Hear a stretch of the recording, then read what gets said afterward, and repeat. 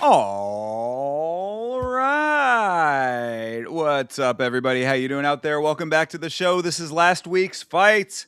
My name is Thinker St. James, and tonight we are going over one championship. Jake Paul versus Anthony Joshua, Misfits Boxing and BKFC, whole bunch of combat sports from this past week. And to do all of that with me, as always, the man, the myth, the legend. To know him is to love him, Mr. Chase Parton. How are you, brother? We are good. We had fights on Saturday that we are going to definitely talk about. I will not spoil anything about my feelings towards them yet, but there was combat sports. We did enjoy some of them, not all of them, but there's the, some touching points that we are going to get into, and I think I'm really excited to talk about some stuff for sure. Absolutely, yes. There was a ton over the between Friday and Saturday. There was a lot of I mean, if call them combat sports, I guess you have to for all of it. Of course, it is, but some more legitimate than others, perhaps. So I guess the way that we're going to do this one, we're not going to go over every single fight on these cards like we normally do. Of course, on this show, that's generally how we operate. But we've got so many different cards and so many different fights to talk about that we're just going to kind of do overviews of these cards and kind of pick out the things from each that make the most sense to talk about. And nicely, in a weird way, it all kind of bookends because we have one championship that sort of started everything off. I watched PKFC at the end of all of this. So we kind of bookend what I would say is the weaker content with some legitimate fighting. Yeah, absolutely. And so the one point that I brought up to you before the call, we'll talk about it first because I do think it is an important thing to know. And I made this specific point in the Discord, whatever day that PFL was going on. All right. The topic that Yes. we have to get into real quick. And by real quick, I mean, because nobody in the world watched it, because for some reason, like even when there's no UFC, people would rather watch nothing and or boxing over PFL. And isn't that a major issue in mixed martial arts promotions right now? One is a viable option. I think, Fridays it has its place. Friday mornings, what else is going on other than one? It has its moment. But it's like PFL happened. I can't even recall what day it was. It was probably Friday or midday Saturday, who knows?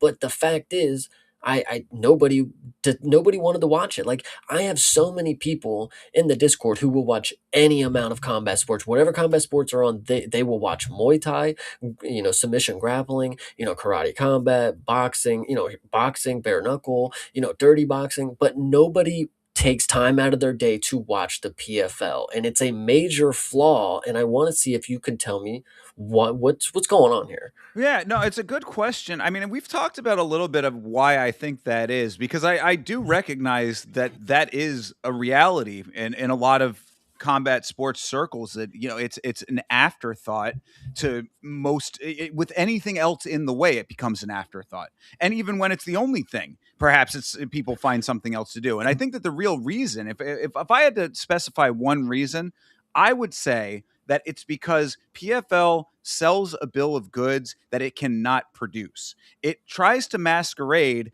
as this world class promotion with high level fights and all of the bells and whistles that go into a promotion that's top tier, but it does not deliver on that promise. And especially because if you happen to know, the PFL card that took place last weekend was the PFL Africa card. Now, of course, we can talk about some of the things with that Africa card, but the reason I bring that up is because PFL spread beyond the tournament system that, of course, is going away or has gone away.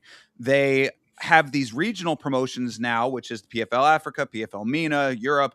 I think that's it for right now. But they're trying to expand and change the product around to, I guess, enhance the output or give you more fights. I don't know exactly what the end goal with all of it is, but I can tell you in the here and now, it's not producing a quality level that resonates with people. I think that that's the end of the story. It's like PFL has made itself into somewhat of a joke, and I don't say that to, like, I'm not trying to clown on them. I'm saying that this is the perception on the ground. This is the word on the street. Like if you're saying that out of the people, and I know the kind of the people that you hang your circle a little bit, like that's a rabid fan base. Like those guys will be out here trying to watch what they can if they're not watching PFL, then they're obviously not getting a level of quality or perceived level of quality from PFL that they need to be getting in order for it to make it something that they would set an appointment to go watch. Yeah, it's just absolutely insane to think about that. In mixed martial arts, there are so many different, avenues that we would choose to watch, and MMA specifically is one of the ones that a lot of us are driven to, but we would go out of our way not to watch it in the PFL. We would rather do nothing than to watch the PFL because in some way it's like it's tainting what I normally like as mixed martial arts. I don't know. Sometimes I'm watching it and I'm like, how is this the second tier promotion? Like Jesus. Well, and I think that yeah, shout out to the chat, of course, Beeb checking in and TJF as well. And I think TJF is making a good point here. He's saying it's the no names aspect of it. And what I think that to kind of backpack off of that or piggyback off of it, rather, I think that what it is that a lot of times because we feel that the quality level of the overall presentation is not great, we'll wait. Like the word travels upward, like the cream rises to the top kind of thing. So we know about the Dakota Ditchovas, a couple other names perhaps that have come over to other promotions. Like we will find out about their big names when there's a reason to find out about them. But until then, why sit through an entire card of whatever? I now here's the actual problem. I agree with what you're saying, but the problem is also is the no names, right? People, if you're a diehard PFL fan, right, which there's probably none of those in the world, you would be like, no, we have names. What are you talking about? We have former UFC, guys and girls, whatever you want to say. But the point is, yeah, they were nobodies in the UFC. That doesn't make them a somebody in the PFL just because they reached the upper echelon. They normally weren't very good, It's like Alexander Romanov. It's like he's not a name. He's not anybody in the UFC. And he's known among meme land kind of deal between guys like me, King Kong. Like, dude, he's in the PFL doing whatever he can. It's like, yeah, that's a name to somebody because they know him in the UFC, but it's not known in the UFC rafters. It's just because he's in the PFL doesn't mean anything now. I don't know. It's just Well, weird. no, yeah, that's definitely one version of it is people that came from UFC over to PFL thereafter. Like that's a pipeline that we've talked about a couple of times. It's not necessarily great for their promotion, but Mhm. really what I think that they're more trying to focus on now is homegrown talent. They want to have stars coming up through PFL, becoming bigger names for the organization without having been anywhere else or any other major promotion. And it's just not happening quick enough for them, to be perfectly honest. Again, besides Dakota Ditcheva, who else can you name that's a major star being made in that organization? The ones that you can probably talk about are not ones that you necessarily can even name. There are a couple of Dagestanis over there, a couple of Habib's camp is over there doing some decent things. I think one of those guys won the tournament recently, but Usman. well, okay. I mean, so yeah. Well, that's Bellator too. Still, I mean, like yeah. And now you can count that as PFL, of course. But how much of Bellator's former talent left PFL? In a very public fashion. All of these things that we're talking about, like all go in. They all feed into the same problem. I think. I was also going to say they got the Irish fella too, Oh, Hughes, Paul right? Hughes. Yeah, There yeah, you go. definitely. Okay, so you can name a couple of them, perhaps, and Yeah, they maybe when those fit like right there. exactly. It fit in the palm of your hand. And when those guys fight, perhaps you get the a little bit of a bump off of that. But then aside from that, especially also with this new regional thing that they're doing with the Africa and Mina and all these others, none of that is being filtered into that. It's not carrying over in any meaningful way. So, you're seeing what you're seeing out of it. Yeah, and TJF again. I actually don't know. I don't really know why I'd much rather watch that Peru card than PFL. It's like when PFL comes on and there's no UFC. It's like now it's time to get creative. Like now it's time to find some crazy promotion that has something going for it that that you'd find enjoyment in because for fact when you turn on the PFL. You're not getting it. You're not getting any of the fixes that you normally could get from the UFC or in this case, from one. Like if you go to that Peru card, that's or whatever little regional kind of thing is pretty interesting going on. PFL, it's just like cookie cutter this, and it's not even the top of the promotion, or top of the top of the skill level kind of deal. And it just feels like they're trying too hard to be the UFC when they don't have the people that could be the UFC people, if that makes sense. Yeah, absolutely. They've got every bell and whistle that you can possibly imagine with the smart cage and the ghost cam and all the graphics and the AI and all this shit. what about the actual quality of the fighting? The card that TJF is referencing, we did a watch along of FFC just Yes. recently, and that Peru card, and the overall production value not super high, but where there's some pretty good fights on it. Yeah, it was, Frank and it's Steen. yeah, right, sure, yes. And so I mean, like, the point is that, like, I feel like with what you okay, take what you know out of the PFL and then take the unknown of something like the FFC card. It's like I could get a couple of decent performances, maybe a finish on PFL.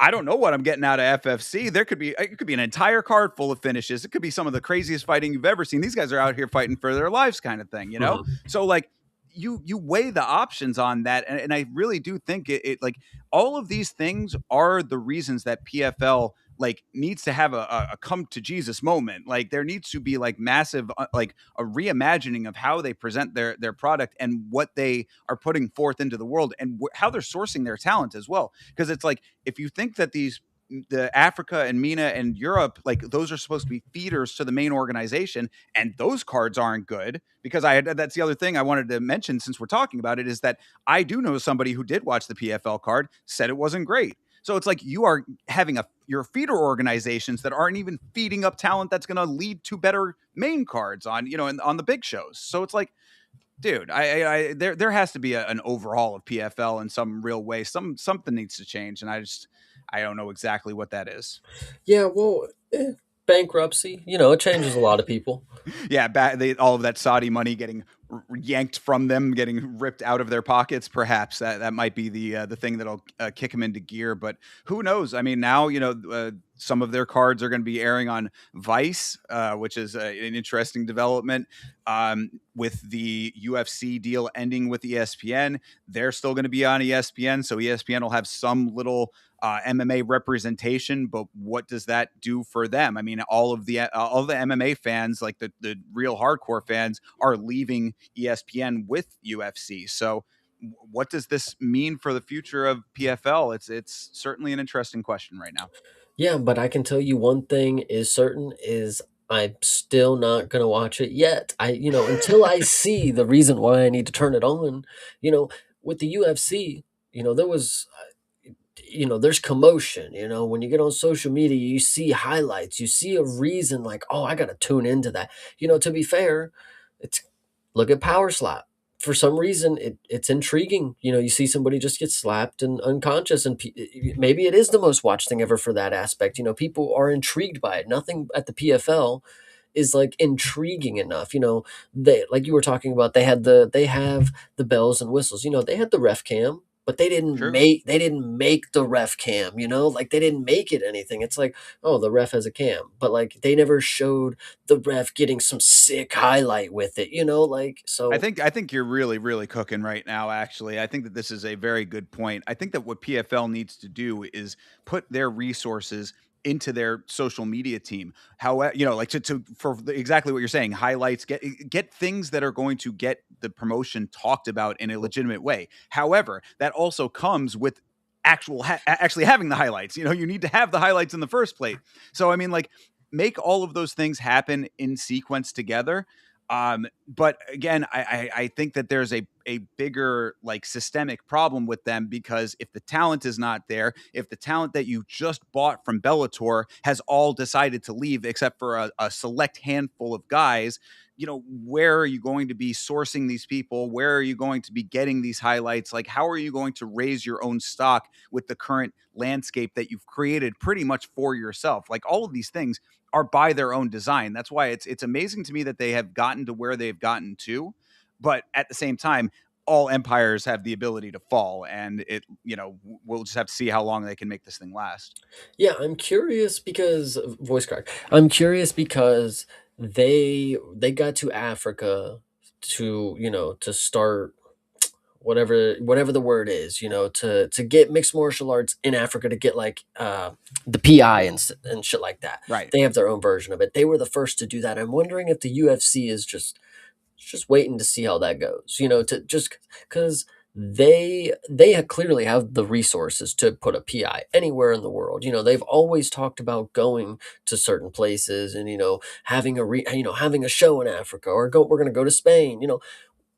With Africa specifically, they could definitely put a PI if they really wanted to. They could do a lot of different things, but with the PFL being there, and I think they're just waiting patiently to see how that one pans out. And if it fails tragically, they can just swoop in and get it for a lot cheaper. I So think you are exactly correct. I think you're 10,000% correct. I think they're biding their time, waiting in the wings, and Dana will come out and tell you, he doesn't care about any of that kind of stuff. Oh, I'm not paying attention. I don't care about anything that anybody else does.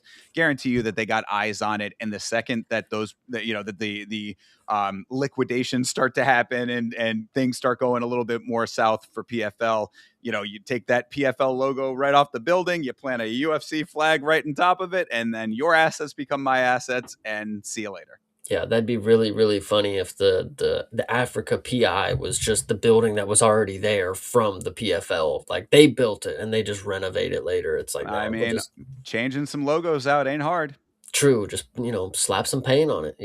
Absolutely. So, well, one thing, and the last thing, we'll move on from PFL. We've talked about PFL enough to start this thing, but the last thing I did want to mention is that because it was the Africa card, finally, their chairman, Francis Ngannou, showed up. How about that? After what? I think this is the third event now that they've done in Africa, and finally Francis was in the building. So, what do you Well, think?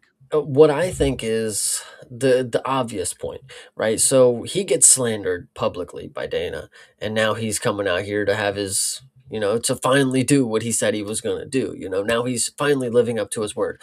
Nobody else has been making the point though, other than specifically us on the podcast. Like, yo, and in the Discord. So maybe he's in the Discord too. Thinkerland, of course. Shout out. Cheers. He finally recognized that people were calling him out for not being a part of anything related to PFL Africa. So now he shows up. Now he shows up. Mate, listen, you been in town. You been around the corner. You ain't just been off and about. It ain't like you haven't had access to get to these events. Now all of a sudden, after people call you out for being a piece of shit publicly, now it's like, okay, maybe I should go fix my image, This, like I this don't is know. very reminiscent of when Colby Covington was going after Jorge Masvidal, and then there was finally pictures of Jorge with his kids, and the caption was Colby really bullied Jorge into being a better father. Yeah, oh my god. Oh, good lord. Yeah, I don't know if that's exactly what it was or whatever. I mean, it certainly could have been some of the online conversation. Also, the fact that Francis is in contract negotiations now. Any number of different reasons. Take your pick. It is nice to see him at the thing that he was supposed to be at since the beginning, I guess, at this point. But is it too little, too late? I don't know. Mate, this is crazy. Contract negotiations, and he's over here talking about the White House, which clearly is not going to fucking happen. But Sure. now he goes to the fucking PFL Africa event because in his mind, oh, I'm not going to be on the White House. Most likely not going to be on the White House, but it's an idea out in the world. But obviously going to keep my image for PFL because they're going to be stupid enough to give me another billion fucking whatever, and I'm going to just sit here and be the chairman of nothing for the rest of my life. Yeah, the last point I will make about PFL, based on what you just said there, if they re-sign Francis Ngannou, that will be one of the craziest things that I've ever seen in my life. Like after everything that they've been through with this guy, the pittance that they've gotten out of this guy based on the money that they put into him, for them to go back down that road to redig that hole even deeper would be an absolutely mind-blowing move on their part. I think it would bode the question after what Dana White has recently said negotiations have looked like with Francis. Do you think Francis has an intimidation factor over PFL and is able to hold them up like this and say, "Give me my money"? He's got Don Davis by the lapel. He's Yeah, I shaking him mean, out. the money clips are falling out of this dude like you wouldn't even imagine. Like, I mean, Jesus Christ, he's got him 3 feet off the air, and he's telling him, "Give me a plane to France right now." So All will be revealed, I suppose, but we shall see. I'm just glad that he finally showed up for all of those young upcoming African fighters who are out here doing their thing, trying to get themselves into a similar situation to him. He's an inspirational story, but he could be doing more to inspire these up and comers. I think you guys should all just be aware now that Dana White has come out and said it. I don't even think it was necessarily all like 100% factual, but I think Dana, now that I'm believing what I'm saying here, and again, I'm delusional. Dana White, he's going to set up a Me Too movement here. Don Davis is going to come out and say, "Yeah, he was bullying me too, dude. Come on, dude." Like, and now A all these other targeted people are campaign. exactly, and now these all these other trickling promotions. You're going to get. I don't know, dude. This is going to be crazy. You guys don't even know. Brewing scandals, perhaps, perhaps. Well, all right. Well, enough about PFL. Before we move on, do want to shout out a couple other people. Davos checking in, CTE checking in as well. Appreciate you guys. Of course, we already shouted out Beeb and TJF. You guys Yeah, but are the men. shout out CM Punk. We're getting a fucking comment. Like, what the Oh, hell? well, true. Yeah. I mean, he's talking about CM Punk getting a second chance in the UFC. I mean, a little bit different circumstances, I would say. I mean, you could say that matching CM Punk up against a lesser opponent and Francis swindling PFL for, however many millions of dollars he's already gotten out of them and then getting it a second time. I see the connection, but I think that slightly apples and oranges. Both fruit, Yeah, though. 100%. All right. Well, let's move on to the first combat sports event that we took in over these last couple of days, pre-weekend, but we'll wrap it into the weekend here. This was one Friday fight, 137. This was Taiwan Shai versus Liu Men Yang was the main event on this one. And of course, if you guys don't know, you probably heard us reference it a couple of times, but if you are not aware, Friday mornings, Chase Parton is out there in the trenches early morning with your coffee. You could be watching some really top quality fights, I would say. I mean, a lot of these fights, it's like you don't hear a lot about it outside of like the one sphere, but I guarantee you that you sit down and watch some of these one fights, they are really very good often. And these are like not even their main offering. This is like their secondary offering aside from the bigger cards that they put on throughout the year. And Chase is always there. So if you're wanting to check out what we're talking about here, go over to Chase Parton's stream and make sure that you're watching along with your boy. Yeah, 100%. No, these are always awesome. And I don't know, again, just to give you more context. So, with these Friday morning, I'm still gathering the information as I continue to follow along with one. What I'm finding out, the Lupini Stadium and Friday morning, this is your apex. This is your prelim guys. Sure. This is your guys that are making the names for themselves. This is their opportunity to make a name for themselves. And what I also love about one, and specifically Muay Thai when it comes to one, because most of the bouts in one are Muay Thai. There are some mixed martial arts, unfortunately, none on this card. But you'll often watch this. And again, these are prelim kind of guys, these are lower level, not even ranked guys. And you'll see them take shots that top level guys in the UFC are wincing at, like Marab getting body shotted like 5 times in his championship fight.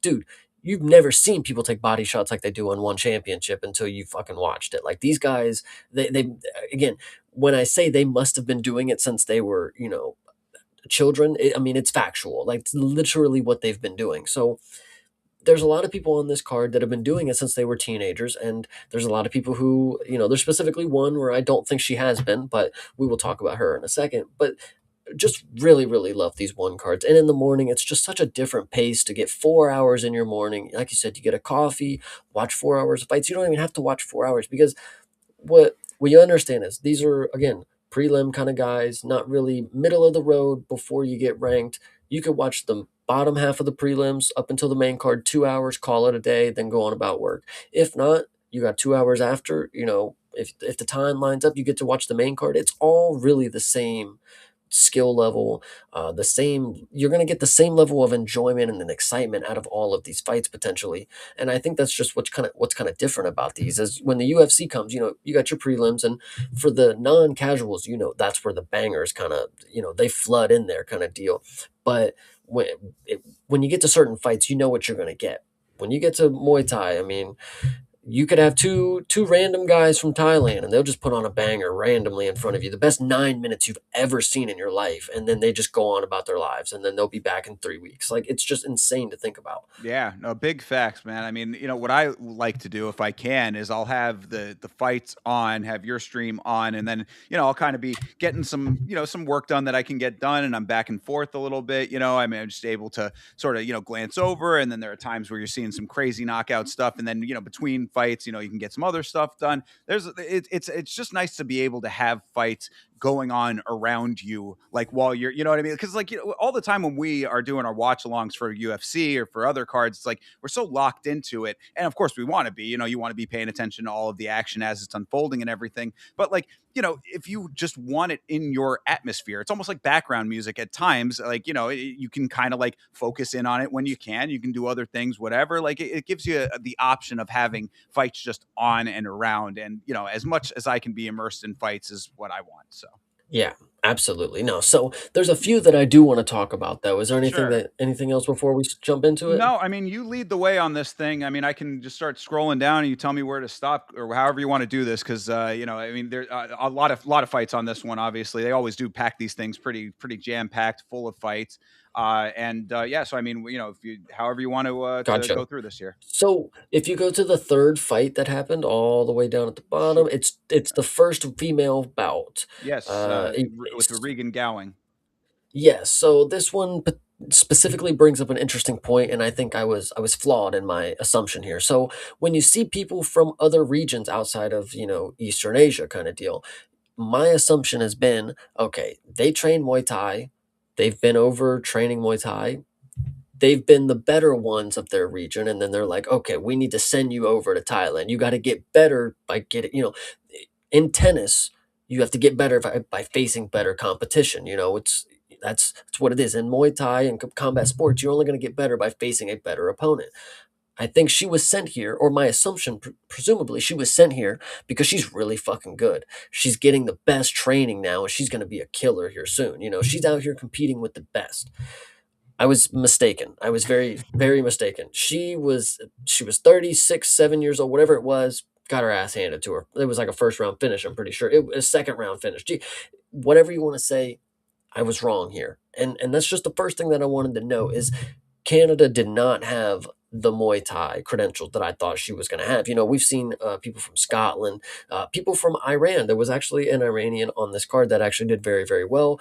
There's a lot of just small. France has got some other ones. France has actually got a lot of decent ones. There's just a lot of these regions that have sprinkled in Muay Thai fighters, and you see reoccurring ones. Canada is not so prevalent, but I made an assumption and I was wrong, and now I will be fading the Canadians when it comes to Muay Thai for a little bit now until they prove me wrong, unfortunately. Fair enough. Yeah, this was a Regan Gowan was fighting Kenyarat Yuhango, and she was like 10 years younger, the winner of this fight from Thailand. So, I mean, obviously the age discrepancy. I don't know how long Regan specifically has been in Muay Thai, but not necessarily the greatest look to come out and get get your ass handed to you on the prelims, or the Apex the one championship Apex kind of Yeah, situation. So understandable that you're kind of thinking that way. I don't know how that extends to all of Canada, but I mean, that could. I mean, like you're saying, if we've talked about the areas of the world that are still developing in certain sports, Canada, maybe just Muay Thai is not as prevalent. yeah, 100%. And I also wanted to know, just specifically, so when it comes to one and the way that their announcement, the commentators are set up, and the way that they announce fighters' names, it was not Kanya Rats. That is not her nickname. Is her name? That's where it says nickname. That's the one she went by and won was the Duong Dun Noi. So Uh-huh. I don't know why this happens very commonly in one, but that is the name that I know her by. I also wanted to note the nickname for Regan Gowing was Coconuts. Coconuts, gotta love it, dude. Shout out to Jake and the Neverland Pirates. That's some deep lore that only certain real ones will know. Okay. Well, either way, moving on to the next fight, it's actually the one right after this. So Yes. Shimon Yashinari is probably one of my favorite fighters as of right now. And I'm not, he didn't come out here and he get like a lightning fast finish or anything like that. He's just a very good Muay Thai fighter. He's 21 years old. And when you see this guy, there's a better picture of him on the One Championship website, but when you see him, I've said this before, and you'll probably recognize the conversation when I start. He looks as if he is the bodyguard for like the yakuza boss. He's the one that they call in to do the. He puts the cigarette out, and then he comes over and takes his jacket off. Type, he's he's that level of a killer. Like when you see him, he's just got aura. Like there's no reason for him to just have the aura he does. And I'm telling you, Shimon Yoshinari, he's good, man. Well, and so we're talking about Canada. I mean, Japan represented here, certainly in this fight, obviously, but a couple of times. And so, what's your perception of Japanese Muay Thai? Japanese, when it comes to the Muay Thai, I've actually not gauged it per se. I can tell you this. The grappling of Japan, we've talked about this before. Japanese grappling, you can see it when it comes to the MMA in one and when they have their submission grappling bouts. They are decent when it comes to Muay Thai, but I normally am taking the Thai guys when it comes to Muay Thai. You got Japanese versus Thailand. I'm normally going Thailand unless it's the specific Japanese guys that I know, but they normally are they're pretty damn good. It's hard to count them out. That's why I haven't gauged them yet. We got a lot of Thai guys, we got a decent amount of Japanese guys, and they're listen. Yoshinari here, Shimon is one of my favorites. I'll tell you that. I'll Yeah, tell so you I that. mean that based on my experience with it, which is obviously much more limited than yours. But the what I have gathered is that we talk about like the levels that these countries are at as like regions, and if Canada is somewhere in the lower ranks, it would seem that Japan maybe is like upper mid. I would say Th- like it has a They couple of got to be really. second when it comes Oh, to, okay, then yeah, no, yeah, then for there you go. sure. Then even Yeah, higher than that, perhaps. they would be second when it comes to Muay Thai right now, I would say, for Okay. sure. Then Uh, excellent, good deal. Then, because I mean, yeah, obviously you get a couple of good guys that some people that are putting out some really good output, and then smattering there underneath of various levels. Yeah, 100%. Yeah, no, Japan is really fucking good in this game. I'll tell you that. All right, fair enough then. The next fight that I wanted to talk about actually comes right after this. Okay, So Sirion Lek, this is an interesting guy because and this is again the point that I wanted to make. Like most of these fights, anybody could be main eventing these, and it not necessarily means too much because they could be in the prelims. Like Sirion Lek, this guy, I've seen him main event one of these cards, and the fact that he's this far down, I'm like confused. I'm watching it. I'm like, holy shit, this he's good. He's put on bangers before. So this fight specifically was a very good one. He lost. He actually didn't look as good as he did in the main event. I'm actually really confused on like what was going on here. My assumption, and we'll talk about this later, there might have been some sort of issue here. He might have been injured already or something because he, in my opinion, should have been higher up on the card, at least, co-main event, main event, whatever you want to say, because I've seen him there before. And we'll talk about why I think he would have been swapped and moved down on the card, presumably that they know something was wrong with them. We will talk about that in a second. all right. But that's So yeah, this was Sirion Lek versus Lok Song. Jing Sing Lek is what he Oh, went by. Yeah, yeah. that's See, the this is I'm always gonna. Yeah, this should be something that like maybe we put out here as a general note to one championship. From a fan perspective, if we can nail down exactly what we should be calling these people, because I yeah. mean, like as we're talking about this, I like to. We have audio only listeners at times. I want to be able to, be keeping them informed of what we're discussing here fight wise. But it's like if the name is not matching up and we're constantly having to do this back and forth thing to try to figure out who we're even talking about, like you build stars off of their name and personality. So one half of that has to be the name. And like, we need to be able to discuss these people in broader circles. Because some people have like aura full names and like they're very quick, they're snappy, and obviously they're not like what they were born with. But like some people, they go by Shadow, nice, Sure. Super Lek, Shimon, Yeah, Rod Tang. I mean, got a couple. Surion Lek. These are names that you can get behind. But if I go in here and I don't know if your name is the name of the gym that you come from, or if this is the name of your favorite Dragon Ball Z character, I genuinely don't know. This is something that we've seen with the Japanese guys, by the way. I didn't throw that out there. Listen, I've seen a lot, guys. I've Sure. seen a lot. So it's just interesting that, yes, you make a great point, but yeah, it's very hard to keep up sometimes, especially when Right. Tapology clearly has different names for people than what the official one site is having for me in the English translation or whatever, I guess, you know? Yeah, So so, it's just, like, because we want I mean, like, as the sport grows, I mean, or the all of these sports, the Muay Thai and, kickboxing, like, MMA in the West is like, it's getting a lot of people interested in other combat sports, and I mean, especially on this show and other, streams that we do around here, we're always talking about how great the quality of one championship is, but you have to be able to follow it. You have to be mhm, able to know who you're looking at. You want to have a favorite fighter. All these things like the stuff that you're talking about with some of these guys. Like you've seen them enough times that Shimon is your guy, right? But like yeah.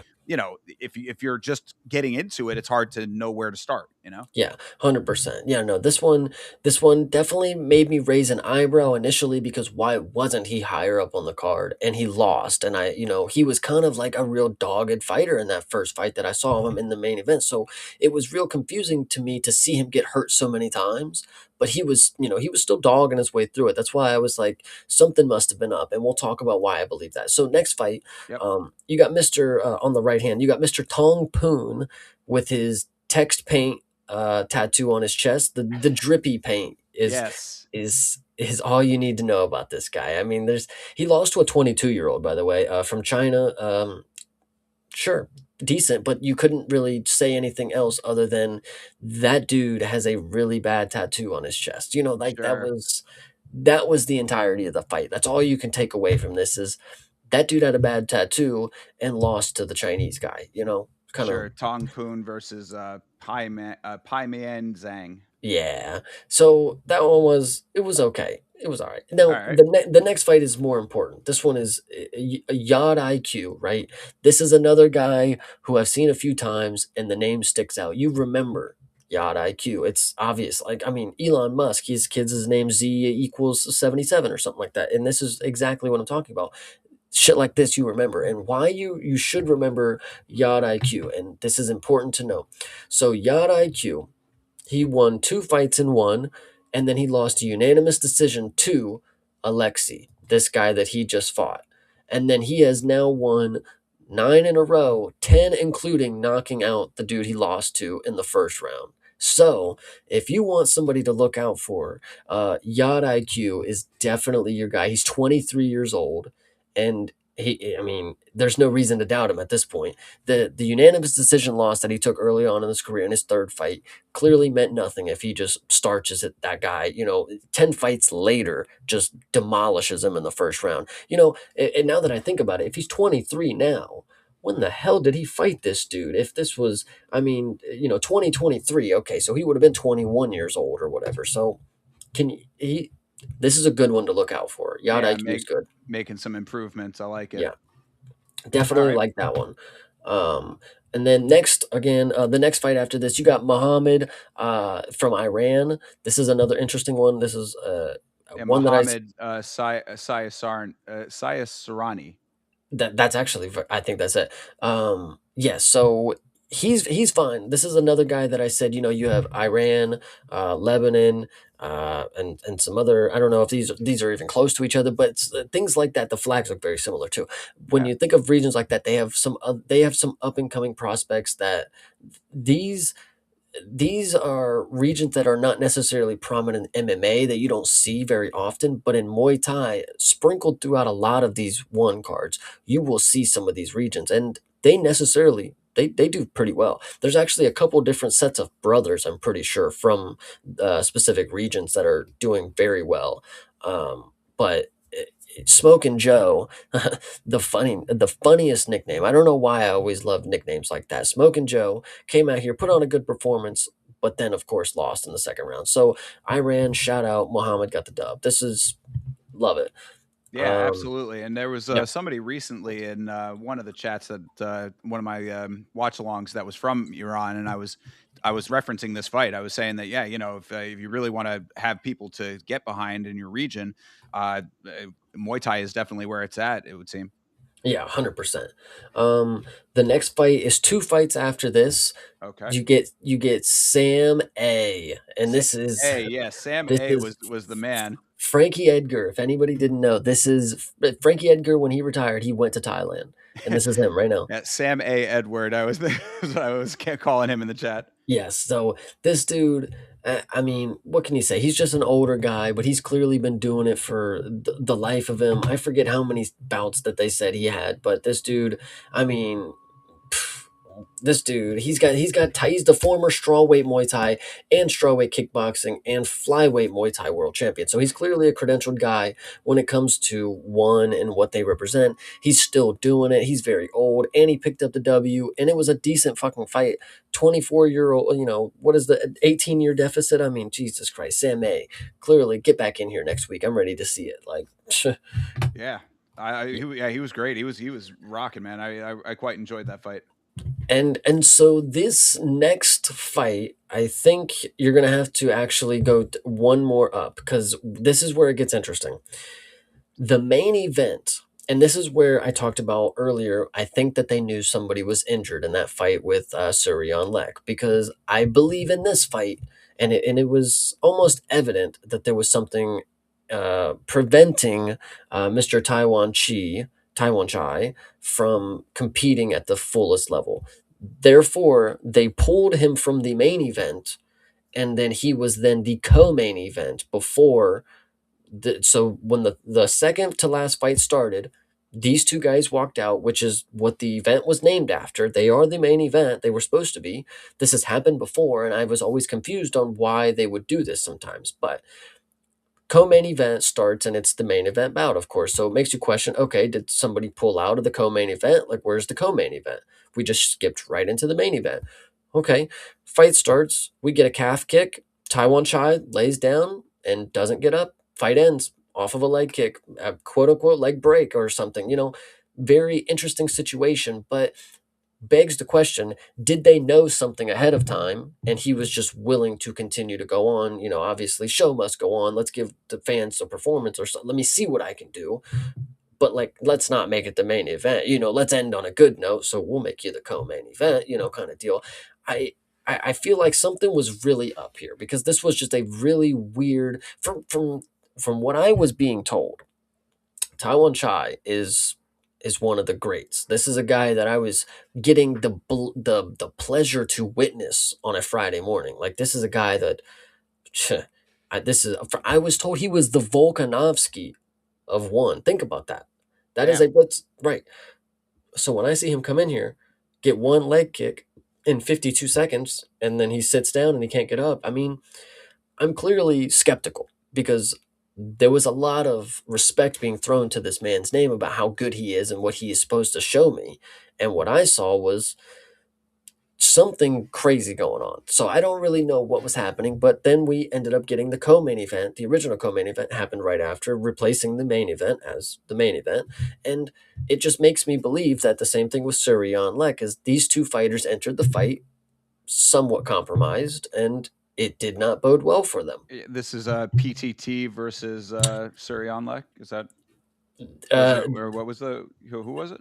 Suryan Lek was the one earlier in Oh, the sorry. fight. Okay. Yes, earlier in the card, the one that I was very curious on why he was not higher up in the card, and maybe they just moved him down because he was compromised. He also put on a performance that made me believe he was not at 100%. Right. Gotcha. Yeah. So But so what was the fight? What ended up being the main event here? that fight that you're yes, the left meteorite, that ended up being the main event. Uh, that fight that you're looking at right now, Right. Yeah. they just swapped PTT them. versus Uthai. Yes. Okay. On here it's Kulabdam versus, yes, PTT. Yes, PTT ended up winning. This was a good performance. I mean, it was, again, when it comes to these fights, they're all very, very good, and you could have swapped this one for the third fight that happened in the card. So when the only thing that it really just took away from everything that happened once you get to this fight, because it was a good one. Left meteorite is a really good nickname, because what the hell's on the right hand if the meteorite's in the left, shit like that, it just makes you say stupid shit. But the fact that the main event, or the quote unquote main event, happened the fight before, and it ended in a 2-second leg kick, it took away from everything. I know that they tried to fix it, like, okay, we'll make it the co-main and we'll give you a fight to end it on, but I don't know. It still doesn't help it. It doesn't change the fact that maybe we just shouldn't have had them compete or something. I don't know, because clearly the two things are certain.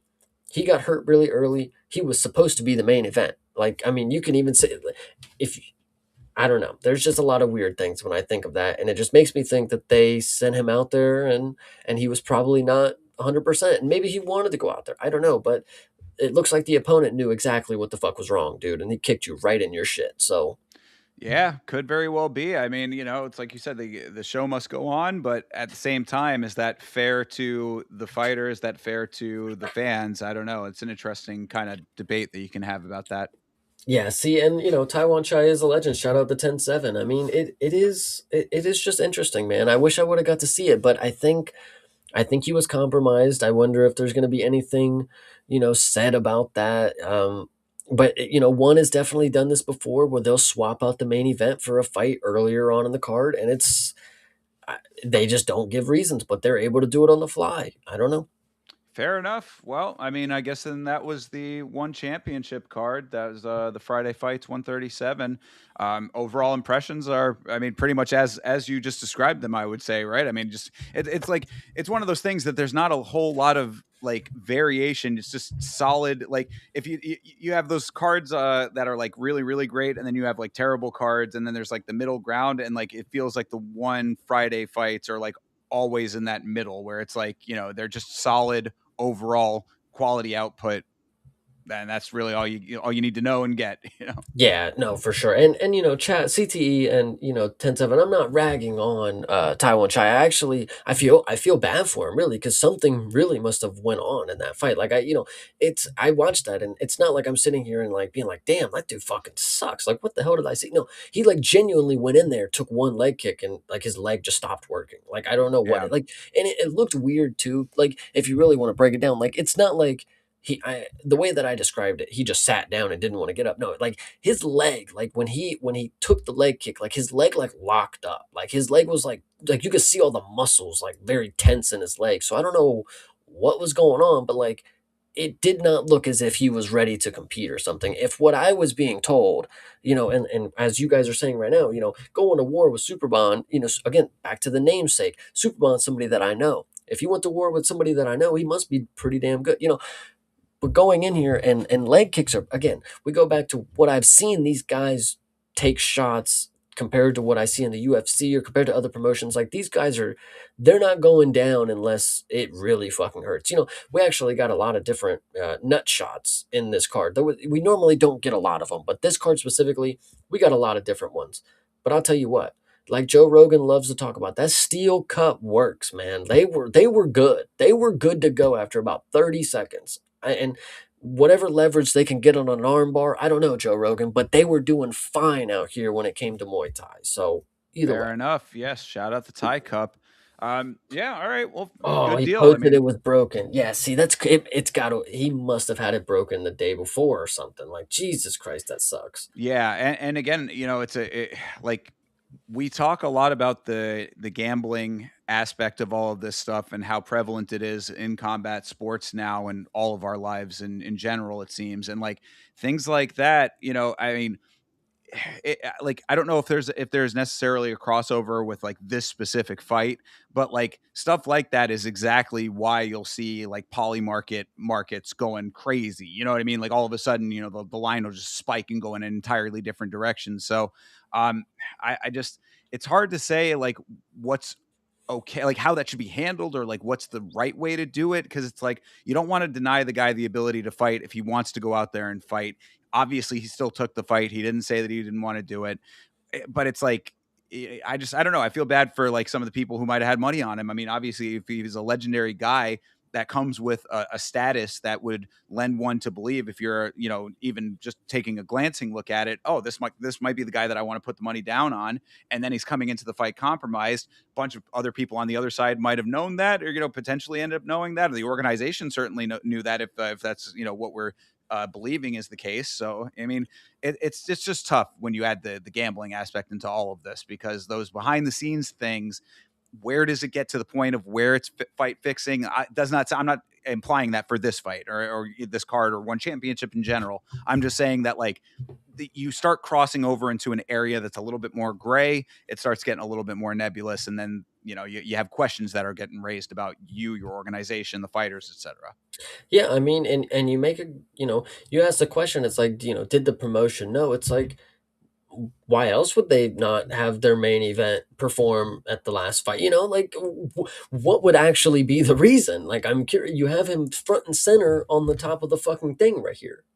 Yeah, I mean, you're I making don't. good points. So, again, where does that get into the point where it's like somewhat unscrupulous? We are knowingly. I mean, think about it in terms of the Bulgarian situation. The UFC was notified before the fight took place that there might be some fixing going on. They asked him, "Hey, what's going on here? Anything?" Oh, I'm good. I'm good. I'm good. Okay, we still let the fight go on.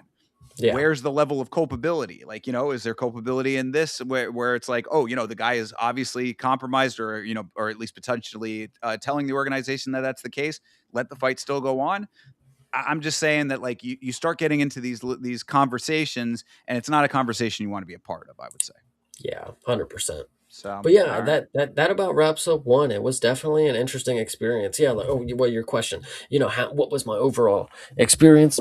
I love one, man. One in the morning, before work, chef's kiss. Of course, then I had to get ready for the BS at the night. So Indeed, yes, yeah, and just to put my own cap on it, one definitely has to get more mixed in with the watch alongs on this channel as well. So I'm hoping to like for when they have cards that the problem is that they always seem to like cluster around like other events. mhm. One generally does Friday nights, so we'll have to see if maybe we can pull some of those in. Of course, we do a Friday show now too. Scheduling is really all it comes down to, but I also love one. So I would like to be doing more one content as well, and I'm really glad that we talked about it here. So in the meantime, until that starts happening at Yama, make sure that you're hanging out with Chase. Yeah, 100%. All right. Well, let's move into the more of the. We're getting deeper into the slop territory now. Let's go over to this guy. This was, of course, Jake Paul versus Anthony Joshua. I didn't even know that they were calling this Judgment Day, but I guess that's the tagline they had for this event. How much of this thing did you watch? Okay, so I saw the clip of the knockout with Anderson Silva and Tyron Woodley. I assume the first round, not much anything had happened that I should care about. The knockout, though, if you want to talk about it, quote unquote Well, yeah, I knockout. was gonna say. I mean, I just curious if like, did you, where you like entered onto this thing because I watched all of the Yeah, main card. I entered at the female fight, so the co-main event. Okay, yeah. So yeah, this was a kind of an abbreviated main card. Now, granted, I don't want to go into it because too deeply because I got very heated coming into this card on the watch along, and if you want to know my full thoughts, you can watch the beginning of that VOD. But there was some discrepancies as to where you could watch the prelims. I found out later on that you could watch them on YouTube for free, but there's something called Tutum, which is like I guess a Netflix yeah, I know. That's what I said. I did the same thing. Like, what? Excuse me? So apparently Netflix has an imprint that they're starting to try to make a thing, which is this Tutum platform. It's not on Netflix proper. So, because I specifically I canceled my Netflix account after the Jake Paul versus Mike Tyson fight. I very publicly said, it was one of the worst viewing experiences I have ever had. I re-signed up for Netflix for this, and I did so that I could watch the prelims as well. So they gave me this runaround. I end up going to take a nap. I come back and I'm checking my DMs and seeing that like people are saying, "Oh, you can watch the prelims over here." Well, okay. Now, I mean, thanks a lot for nothing then. And you could not find it on the actual Netflix platform. This is my biggest point. So just putting this out there, there was some real ridiculous fuckery afoot when it came to the prelims of this thing. But in the big picture, probably better that we didn't have to sit through all of that as well, because I came in at the Jamal Harvey fight, Jamal Harvey versus Kevin Cervantes. Um, Harvey was good. This guy is definitely a quality boxer. Cervantes was definitely not, and I think that they were probably setting up Jamal Harvey for a decent win here. He did not finish the fight, Oh my god, however. minus five Is thousand favorite. exactly minus 5,000 favorite with I think it's two fights on the record, I believe, and one knockout. So this kid is new to the game in general, coming in here, getting set up against, essentially a can, it would seem, even though this guy, he'd been boxing since he was 11 and blah, blah, all the same shit that you always hear. It's like, okay, whatever. What are you going to do in this actual fight? Um, Harvey has really nice hands, man. I mean, like fast combos, nice movement, all of the things you want to see out of a quality boxer. I would have liked to have seen him against somebody who is giving him more of a fight. I well before listen, I actually wanted to get back to your point about the way that the way Netflix was working. Yes. I tried to join at the co-main event, like I said, that's where I started.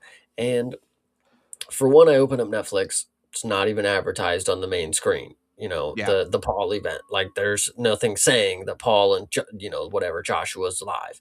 So I type in Jake Paul, I click the fucking event, I click watch live, it just loads. Okay, I click refresh. I go back to it, click it, it just loads. The first like 10, 15 minutes of my stream is me just not even be able to watch it while I own Netflix, while clicking the event. And who knows why? God knows why I couldn't watch the event at the time that I wanted to watch it. So I missed a little bit even of the co-main event when I started to watch it at the time that it was scheduled. So yeah, Netflix, get it together, dude. Like what in the fuck? You'd think they would have had this all worked out after the Tyson fight, considering how bad that was. I mean, I've never had an experience like that in my life. It was terrible. They have Terrible. they have too much experience with Raw now. Like I don't get how they're messing up when every Monday, like they think they're last week's fight or something. They go on every Monday on Netflix over there, and they still can't get it together. Like, yo, Jake Paul, I'm trying to be on the fucking event watching. Like, come on. Yeah, we have problems every once in a while on this stream. I would say that we have, by and large, been a more consistent streaming experience than Netflix has been. You heard it out there first. If you have any investments pointed any direction, they need to be in this one because we are out here with a more reliable product than the Netflix. Mr. Flicks out there, you better start looking, buddy, because we're on the way. Indeed. Well, all right, fair enough on all of that, and I agree entirely. But moving on to the Anderson Silva Tyron Woodley fight, of course, this was one of the main reasons why I wanted to watch this, aside from the main event and all we will talk about there. Um, Really, not too much to talk about in this fight. To be perfectly honest, Anderson Silva still got it at 50 years old. I mean, it's kind of amazing that he has the ability to still generate the power. I mean, granted, power is the last thing that goes, they say, but it's not just the power, right? It's obviously it's the setups. And if you watch the clip of the knockout, this is against Tyron Woodley. We know Tyron Woodley is not a great boxer. Why he ended up being, of all people, one of the dudes who went this route in his post MMA career is kind of questionable. But, I guess if you trace it back, there are reasons for it, whatever. Either way, Tyron Woodley in here, also filling in for Chris Weidman as well. That's another thing to keep in mind. This was not supposed to be Tyron Woodley. It was supposed to be Chris Weidman. Weidman pulls out. Tyron comes in somewhat short notice. He's just not great, period, no matter how much notice you're going to give him. Anderson Silva has shown a lot of pretty decent boxing over his time. He's gotten some good wins, even though he did not beat Jake Paul, of course. Um, Tyron Woodley's setup was really nice. I mean, he comes in with the step in, almost a Muay Thai move, the high knee, and then turns it into what they're somebody posted a clip in the Discord that it was basically a taunt jet uppercut, which is a Tekken term if you are a video game player. It was very similar to that, really. I mean, he gave him the setup, that nice hesitation from the high knee right into the combo, and the combo worked. So good deal. I think it's just absolutely insane. Anderson Silva may be 50 years old, and I know I am the fade the old person guy, but this is boxing, right? This is far less of skill that you need to be competent. This is celebrity boxing at that against Tyron Woodley, guys. Anderson Silva in his heyday, his head movement was on point. If you don't think he'd be a decent boxer off of that standard alone, I mean, you're not paying attention, I guess. Now, when it comes to hands, I mean, this guy clearly has them. I mean, he's somebody who is a very accurate puncher, and he's also he's a very smart athlete when it comes to combat sports. Like you said, completely illegal, I'm sure, to fucking throw a knee feint, but who am I to say? It worked. It's celebrity boxing. You do whatever the fuck you want, and clearly he knows what he's doing in there. And Well, even at 50 years old, I think it's fine. Go for it. sure. No, yeah, absolutely. That I did want to touch on what you said there. That's a general note for all of the boxing that we're going to talk about. The referees might as well have been non-existent for the majority of this. Like there Who's was gonna no stop them from hugging? I, God, I mean, God, I wish that somebody would have more in some of these fights.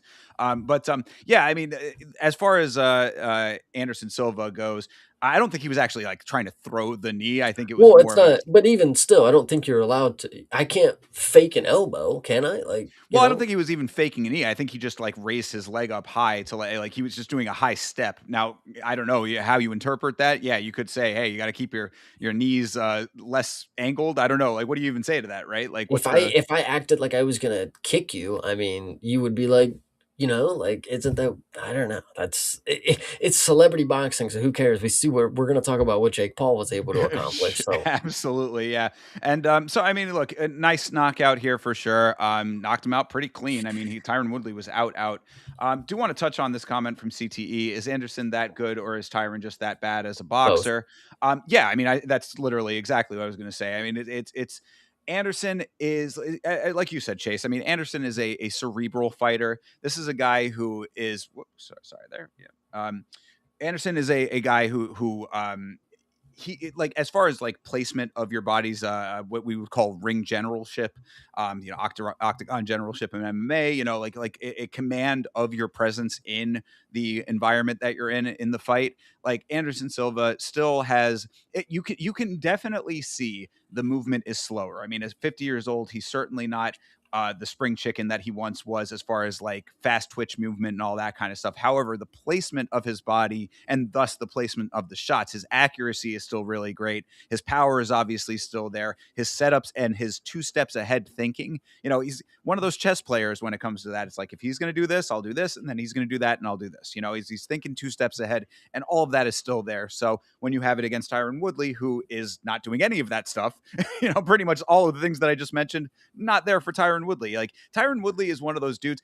It reminds me of stand-up comedy, Chase. I'm sure that you've seen this before, where you've got a guy who knows the beats of stand-up, but the jokes are not good. So it's like he's basically kind of cosplaying as a stand-up comic, where it's like, I know that that's where the punchline should be. I know that this is the setup to the joke, but the jokes don't land. Tyron Mhm. Woodley reminds me of that in boxing, where it's like you see that he knows the basics. Obviously, he keeps a guard up, he keeps his stance wide, he knows how to move his body a little bit, but when it comes to actually throwing the strikes and doing the movements as needed, he just doesn't have it. Yeah, and I don't, I know you talked about the finish. He did. It was Listen, the finish was funny, and the reason why it was funny is you have to break down what happened. So Silva catches Tyron Woodley with a couple shots. Woodley falls face first down to the fucking mat, right? He's stumbling to get up. He stands there, the ref's counting, and then he's like, put him up, put him up. Tyron doesn't put his hands up. He just stands there, and then the ref lets it go on. Tyron Woodley just walks away. He just walks away, and then the ref just calls it. Like, it was weird. It I was really forgot about that funny. aspect of it. You are right. Yeah, I had said that it was more clean than that. You are correct. Yes. Now remembering that that is funny. Yeah, Tyron was back. Like he was back on his feet, and then the ref was just like, "Nah, I don't think so." Yeah. And it's like, okay, well, and I guess I don't think so either. Tyron Woodley really came in, got the bag, and jetted out. So I mean, congratulations, Tyron. Tyron Woodley making a little cottage industry about out of getting knocked out here when it comes to these dumb celebrity boxing events. But however much he ended up making off of that, good deal. And I'm a true hater at heart. So the reason I'm gonna say this is because one, I don't care, and two, I why not? Tyron Woodley, I don't think is the type of person that would be making like millions of like maybe a handful, but like he seems like out of all the people, he'd be the one that would get lowballed and be okay with it, like to do some stupid celebrity boxing, but he doesn't get the payday that Anderson Silva would or a Jamal Harvey random dude on the card. Like I don't know. Yeah, no, I think so. I mean, especially coming in as a short notice replacement, just however much they put down on the table, he says, hey, I don't have anything going on Saturday night. Get a couple bucks out of it. Why not? Walks Friday out. night. Friday, whatever. You know what I'm saying? I mean, whatever, whenever they say call him up and he'll be there, he'll be there. I mean, like it's why not? I mean, his combat career is he's not one of those guys that wanted to do like the fighting forever. There's different types. We'll talk about one of them on the next card that we talk about. These guys that just are addicted to the fight game. This is their life. All they know is fighting, and that's all they're ever going to do. Tyron Woodley had other ambitions. He wanted to be an actor. He wanted to try his hand at rapping, which thankfully that doesn't seem to be something he's doing much of anymore. Either way, you come in, you call him up on the phone, you say, hey, I got a couple of $100,000 for you, $1 million for you, whatever it ends up being. Tyron Woodley will show up, and that'll be what you'll get out of him. Yeah, 100%. All right, moving on to the co-main. Just to touch on it briefly, this fight was very boring. This was Alicia Baumgardner versus Layla Baudouin, I believe is how you pronounce her name. Another Canadian on the card here. And another Canadian being discussed on the show, rather. But yeah, I mean, Baumgartner taking this thing pretty handily. And that's really about it. This was just a long. The only thing that I guess is somewhat interesting about this fight was that they specifically changed the rule set so that it could be under men's rules. And I didn't realize that women's boxing and men's boxing had different dynamics as far as the number of rounds and the length of the rounds. But that was changed for this. This was under the male rule set. And that's about all I got to say about it. Well, there's a couple things that I'll say. So when you go back to last event, Jake Paul versus Mike Tyson, and you look at the under or the co-main event for that card as well, you had two females in Serrano and Taylor. Katie Taylor. And what I say about that one is the entirety of the time that people turned on Netflix waiting for Jake Paul and Tyson to come on, they got to witness a pretty decent scrap between two women in a boxing title fight. Now it ended in a robbery, and a lot of people had something to say, which decent enough. It actually had some opinions thrown around about a fight that nobody would really care about unless it was on an event that we were waiting to see Jake Paul for, if that makes sense. And shout out to Jake Paul. If he's the one who's able to have any sort of say in his events, he's propping up female athletes in a very good way. He has co-main events and he's got title fights of women and they're going with men rules, whatever you want to say. I'm down for it. This fight, though, in the same regard, you're waiting for Jake Paul and Anthony Joshua to come on. So what are you doing? You're obviously watching what else is on. You're watching what's happening first.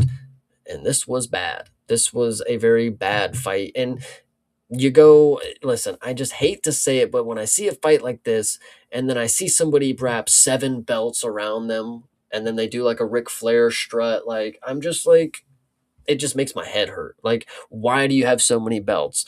I didn't even see you whoop anybody's ass in this fight. You're going to tell me you did it any other time ago with those 7 other belts? Like, it just makes me so mad because they have so many belts that a security guard has to carry 3 of them for them, and then the other security guard has to carry the other 2 in a briefcase. Like, it's really infuriating about boxing is why is there so many belts? Like, Well, genuinely. I mean, it's the structure is different. It's the commissioning bodies are the ones that issue the belts and all of that, and it does allow for that. So you do have these very dominant champions who end up with these massive amounts of title wins and stuff.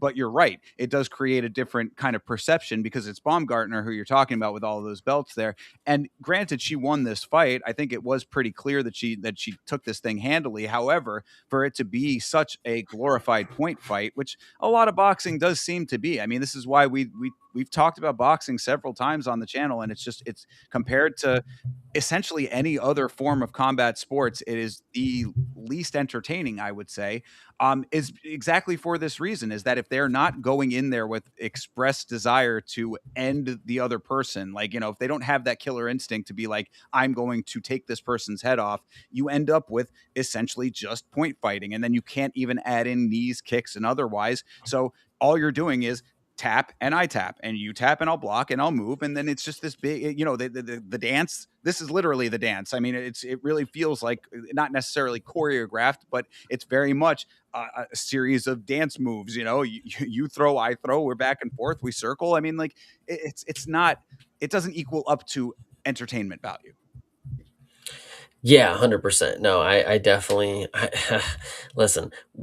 Comparing it to the last event with Tyson, what I also will say is Going back to it, people got to see a banger of two women's fights, and thankfully that happened because people weren't very impressed with the main event that happened with Tyson and Jake Paul. This one, we didn't get much of a banger, so we can't really hang our hat on the two women's fights before because we got to talk about the main event, of course. Indeed. Indeed, we do. So, yeah, nothing more really to say about the co main. So, let's talk about Jake Paul and Anthony Joshua. Now, a lot of different opinions about this thing. I've heard, people saying that, oh, Jake should be so respected for going in there against a world class boxer, this and that. Like the people saying that, oh, he like, why, like, it was garbage, it's fixed. I mean, there's a lot of different versions of like how people viewed this. What I have said about this fight is that this is the logical conclusion of the Jake Paul experiment. For the longest time, you had Jake Paul. He was fighting basketball players. He was fighting guys who were ex MMA fighters who were past their prime, boxers who were past their prime, and constantly the same criticism was levied over and over again. He needs to fight a boxer, and he needs to fight a boxer that is within his own range and size and all of those kinds of things. Now, I mean, Anthony Joshua much bigger than him, so that doesn't even really count here. But all of the things that you wanted out of Jake Paul finally you got in this fight. He was fighting a boxer. He was fighting someone at least close enough to their prime. I mean, yeah, 36. Yeah, I mean, come on, that's definitely prime range. Maybe a little bit on the tail end. Either way, guy who's a boxer, guy who's close enough to his prime, a dude who weight wise, even though he was much bigger and much heavier, was closer in weight, I would say, than some of these other guys that he had fought. I think that you got what you wanted out of this. I mean, granted, Jake Paul and all of what he did in this fight was kind of goofy, and it definitely looked like Anthony Joshua was playing with his food. I mean, like why it took to the sixth round for this to end up getting finished when Anthony Joshua had him cornered so many times, that I don't know. But if you wanted to see Jake Paul fall, you saw him fall against a boxer. I think that the arc is complete here. I definitely agree with what you're saying. Yeah, there's not much more that I think I want to say about it because I genuinely just don't care. It was so not anything that I wanted to care about. Like, when I'm watching it and I just have a blank face because in my mind, I know Anthony Joshua is somebody that I grew up in high school saying that could be that guy right there looks like the epitome of what a heavyweight boxer should be. And he's never lived up past the image of a heavyweight boxer. And here we are now. He's 36 years old. I have a podcast about mixed martial arts, and he's doing a celebrity boxing event against Jake Paul. So, what opinion stands? Listen, I have my own opinion about him, and what I said for a little bit was, man, he's doing a really good job of looking like he's having an off night. He's playing the part really well right now. That he's having not the quickest start to a match. Whatever you want to say, and by the time it happened, like thankfully, because that was I don't even know, dude. I just It don't would. even I mean, care. yeah, it would have been absolutely ridiculous if this had not gone the way that it went eventually. But I don't even think that he was doing that convincing of a job of making it seem like an off night. I mean, there were literally times where like he wasn't pumping the jab out at all. Like, I mean, there were multiple times where Jake was either backed up or cornered that he just wasn't engaging. I said that several times on the watch along. I'm like, he's just not throwing. He is, whether it's intentional or not. He in his post fight interview was saying, I had to fight smart. I fought strategically. Blah blah blah. It's like, okay, I mean, you can say all of those things, and granted, I mean, I guess there is something to be said for taking it seriously enough so that you don't get embarrassed by Jake Paul. But I don't think that that was ever going to be in the cards. I mean, Jake Paul was literally shooting for takedowns. I mean, like he was hugging this dude's knees at times. He was as evasive as you possibly could be. The amount of shots he did land one decent strike. I mean, there was a time where he caught him pretty clean, but what did it equal up to in the bigger picture? And how many times has Anthony Joshua taken legitimate shots from way more legitimate boxers? I don't think that the strike that Jake landed was necessarily going to be a trajectory altering strike. So I mean, but again, you could say that, hey, you got to be cautious in there. It is his reputation on the line, whatever. I think that you get a round or two of that. By round four of that, I'm like, dude, what is going on here? This, I was definitely feeling like the script might have been pre-written. But finally, in the sixth round, he came around. Finally, it was just odd. Some people saying that was another one of the narratives. Oh, like the script was written, but he didn't follow it close enough, or something like that. It was like, I don't know, hard to say with the way that everything is in the sporting world nowadays. It's very hard to know what's real and what's not. But you got what you got out of it eventually, and the right conclusion did happen eventually.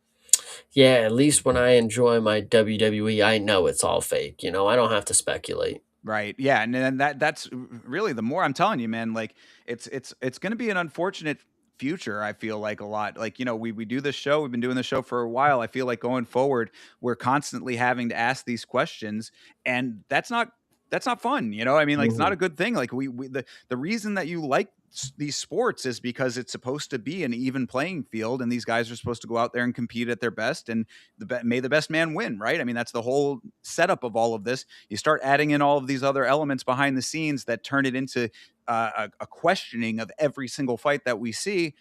It's not as, it takes away from why you love it in the first place, I think. Yeah, 100%.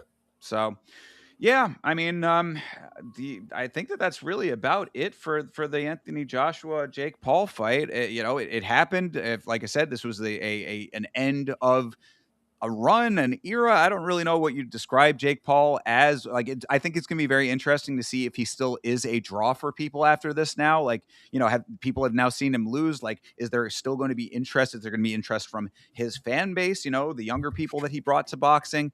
A lot of things will be revealed as we go forward, I guess. But like those are my questions. Is like, what does the future look like for Jake Paul at this point? I mean, granted, this guy is so goddamn rich off of all of this stuff. He could walk away now and never need to work another day. I mean, obviously, the conversation is a little bit different when it comes to a person like him. He'd never have to work, period. Barely has ever had to work. But like, in terms of like boxing or any kind of combat sports, he could walk away now and never have to come back and be fine for a million lifetimes. So what does he do, I guess, is the question. And then what is the draw thereafter?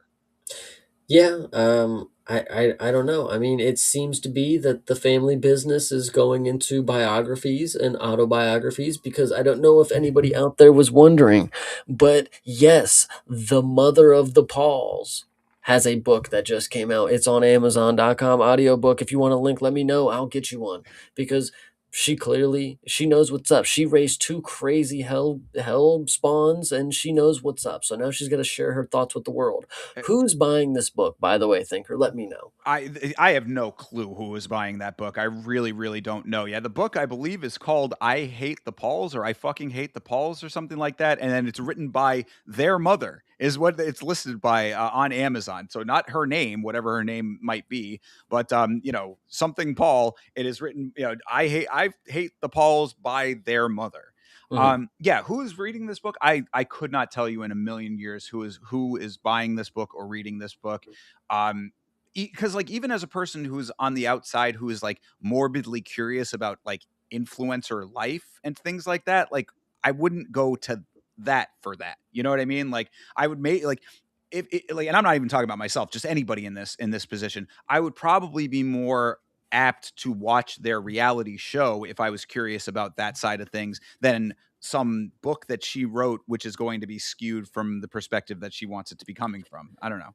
Yeah, if they had like their own Osbournes type of thing, like I'd be genuinely curious to see what they kind of live like or whatever. But yeah, the fact that there's a book coming out about it or something like that, yeah, no, I'm all right. I'm Well, I I'm think cool. they did have like an Osbournes kind of show. Like, that was, Yeah, I think, see, on Netflix. yeah, I didn't really care about that either. Then I guess, but either way, Right. yeah, who is she? Exactly. She's their mother, according to Amazon. I mean, get as much as you can. They're glomming on to the success, and it makes sense. The parents always, I think, both of them, the mother and the father, have always been kind of like riding their success to an extent. Well, when I go back to the asking who's buying this, I have people out there who I've kept an eye on that I know are smart people that if they come out with if they endorse something, I will pay attention to it kind of deal. Who out there has been following Jake Paul and Logan Paul's mother? That's like, yeah, when she's got a book that she's got great ideas. I mean, you see what she's done? She's a mom. She's Nah, but I don't think that they're raised two looking at it. kids. I don't think they're looking for that reason, though. I think that they're probably looking with the same level of morbid curiosity that they look at with the brothers. But that's what I'm saying. I don't know why you would go to her for that. Like, you already have them. Like, what perspective is she going to offer that's any more unique, any more entertaining? Like, there's really nothing that you get out of her perspective that I think it heightens anything. Well, Even if you're a fan of these guys. when you're a mother out there and you are raising two young boys and they are just rambunctious, you need to read a book that's from somebody who raised two rambunctious children into multimillionaires so you can also be rich off of it. You need the answers because you didn't have them, you don't have them yet. So you need to raise them into the answer, like Well, I I don't know. think that you're answering the question right there. What this is mothers who want to create the next wave of ridiculous influencer people. So, Mhm. there you go. If you are a young mother out there and want to get rich, not necessarily quickly, but over the course of a very long and a very public life, maybe that's how you do it. You read her book and then you raise two influencers, get them on the Disney Channel, and then now your son can be fighting the next Anthony Joshua. Yeah, 100%. All right. Well, that's enough of that, I suppose. You want to move over to this next influencer event here? This was, Yeah. of course, the Misfits Mania, the fight before Christmas. We both liked the title, but I don't know if we both liked this event, Chase. What did you think of Well, this thing? I saw three things, and there's quick things that I want to note about Sure. them. I did see the Indian boxer. I saw Niraj. I saw him go against Anthony Taylor, which I've been told is Darren Till's son. Oh, is Um, is that? Oh, well, okay, not literally, but okay. No, I yes. didn't. I So didn't know. You never know, but okay, no. yes, no, Niraj, the Indian boxer, took a dub. That's about all you really can say. Unanimous decision sounds good to me. I mean, is he going to be that good? Who knows? But he's comes from the region of India, so he's probably got a lot of fans that are going to follow him. That's about all I can say about that one. I don't know if you caught that I fight per certainly se, did. but I saw the entirety of this event from beginning. The at least the main card.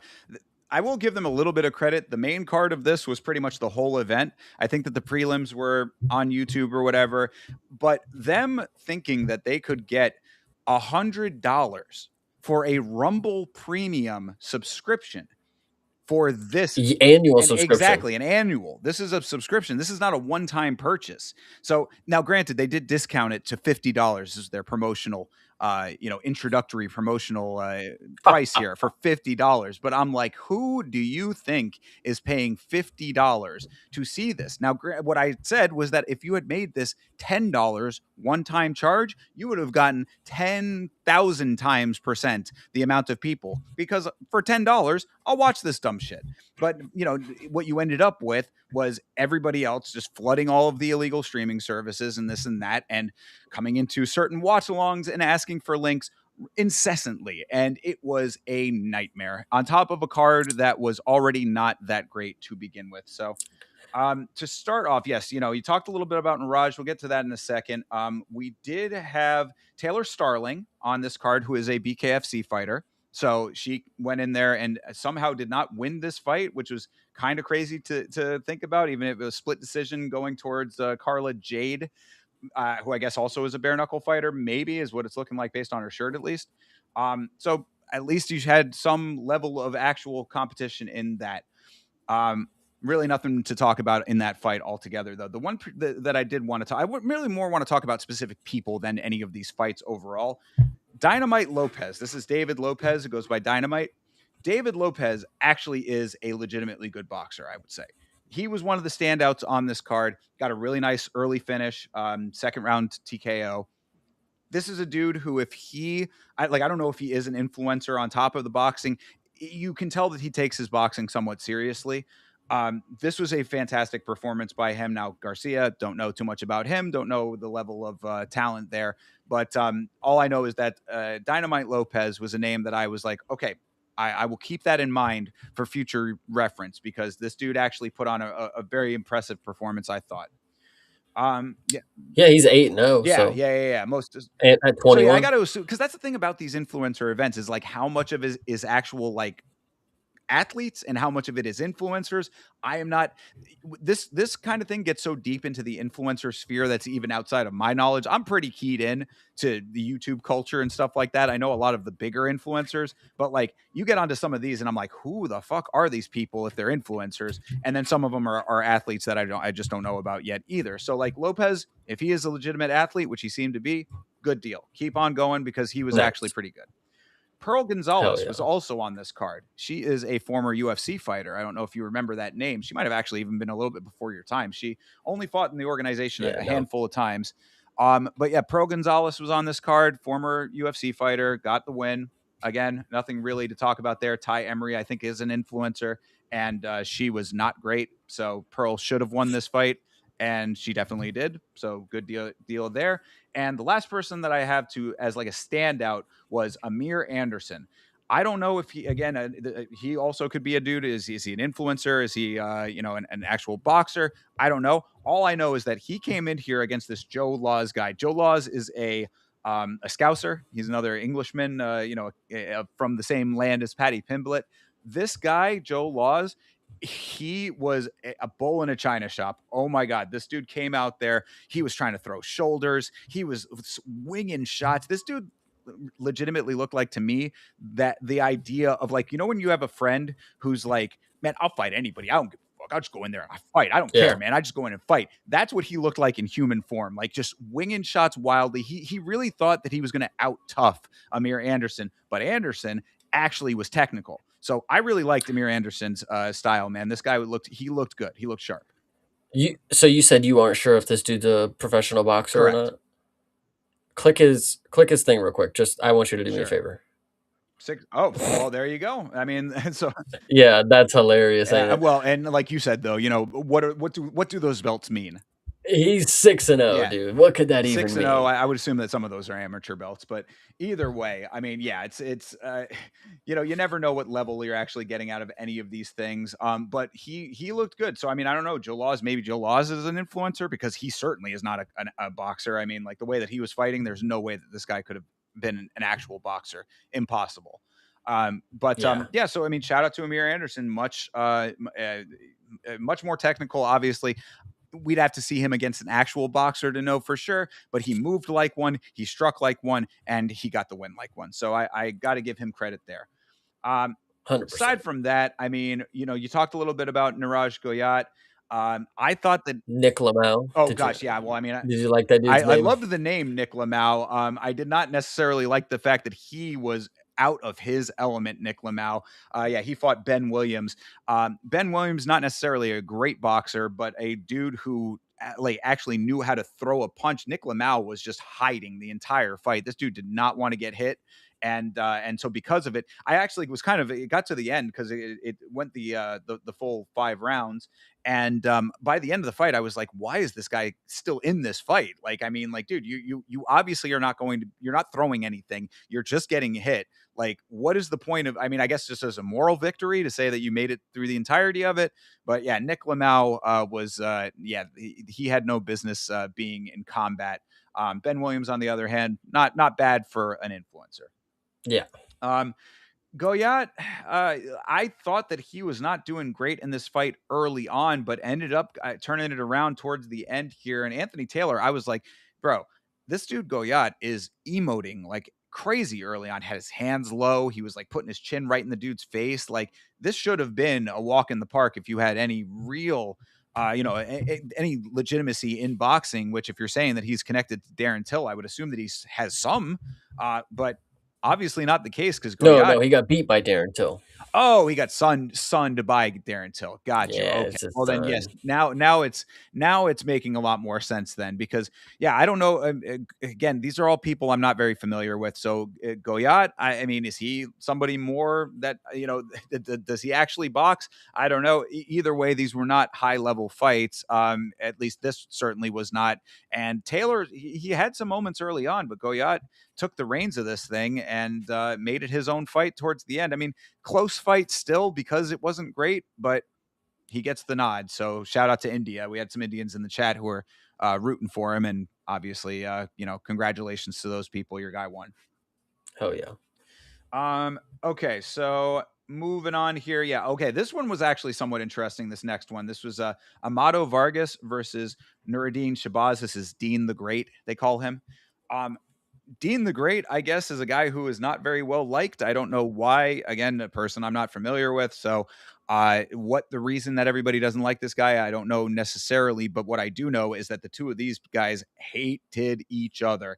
And Amato put the hurting on this dude in a legitimate Yeah. way. Like this was more of one where similar to Laws, it seemed like a dude who was like fighting a little bit more like passion versus technique. But in this case, it actually worked, and he had just enough technique to make it like to make it all work out for him. And he was saying, I mean, he was after the fight, he was still barking at him and stuff. Like these guys, there was legitimate beef between these two, and I was happy to see Amato get the victory because he was the better fighter out of the two of them. Yeah, I actually do remember this one as well. It kind of seemed like at a certain point, Amato was like you said, he was whooping him, but he wasn't beating him to the point where he's like, "Man, I'm gonna finish this dude." He was like, "Man, I'm gonna whoop his ass for fucking as many rounds as we got." Because every time he seemed to hurt him, he'd let him off the ropes. He'd let him circle around. But we're going right back at it, and then you'd see Dean cover up, get hurt again. Actually, in the last round, I actually think Dean had a pretty decent comeback. There was actually a pretty good flurry that he had there. But yeah, I think the what I've been saying is boxing, unfortunately, it this specific bout made me, have this point of realization is boxing is really only good when there's a feud there, when there's really two people who want to punch each other. Like that's what boxing is for. If it's two dudes who are here to keep, their record at 50-0 because they don't want to get hit, that not entertaining. I'm not here for that. This right here, I was into the matchup because you could tell like there was a little more than just the record on the line. This is manhood. This is your reputation, whatever you want to say. Like this is two dudes who really didn't like each other, and even after the fact, I always listen. The one time boxing got it right. I know after you go through a bout, have respect for your opponent. Sometimes though, fuck that. Fuck that. Don't be Oh the yeah. bigger person. No, yeah. I mean, in something like this, I think you're right.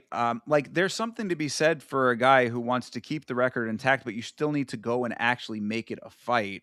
Yeah. So like, yeah, I under like, yeah, the evasiveness in boxing, like being like defense heavy, the Floyd Mayweather style is like, yeah, like congratulations that you are as good at doing that as you are. But as far as a fan's perspective, you do want something like this a little bit more, I would say. This is definitely more entertaining than watching a dude dance around for 12 rounds. I mean, there was some legitimate beef here. He obviously wanted to go in there and hurt him, like you said too. Dean the Great did have a little bit of a comeback towards the end, so it made it more interesting as the fight went on.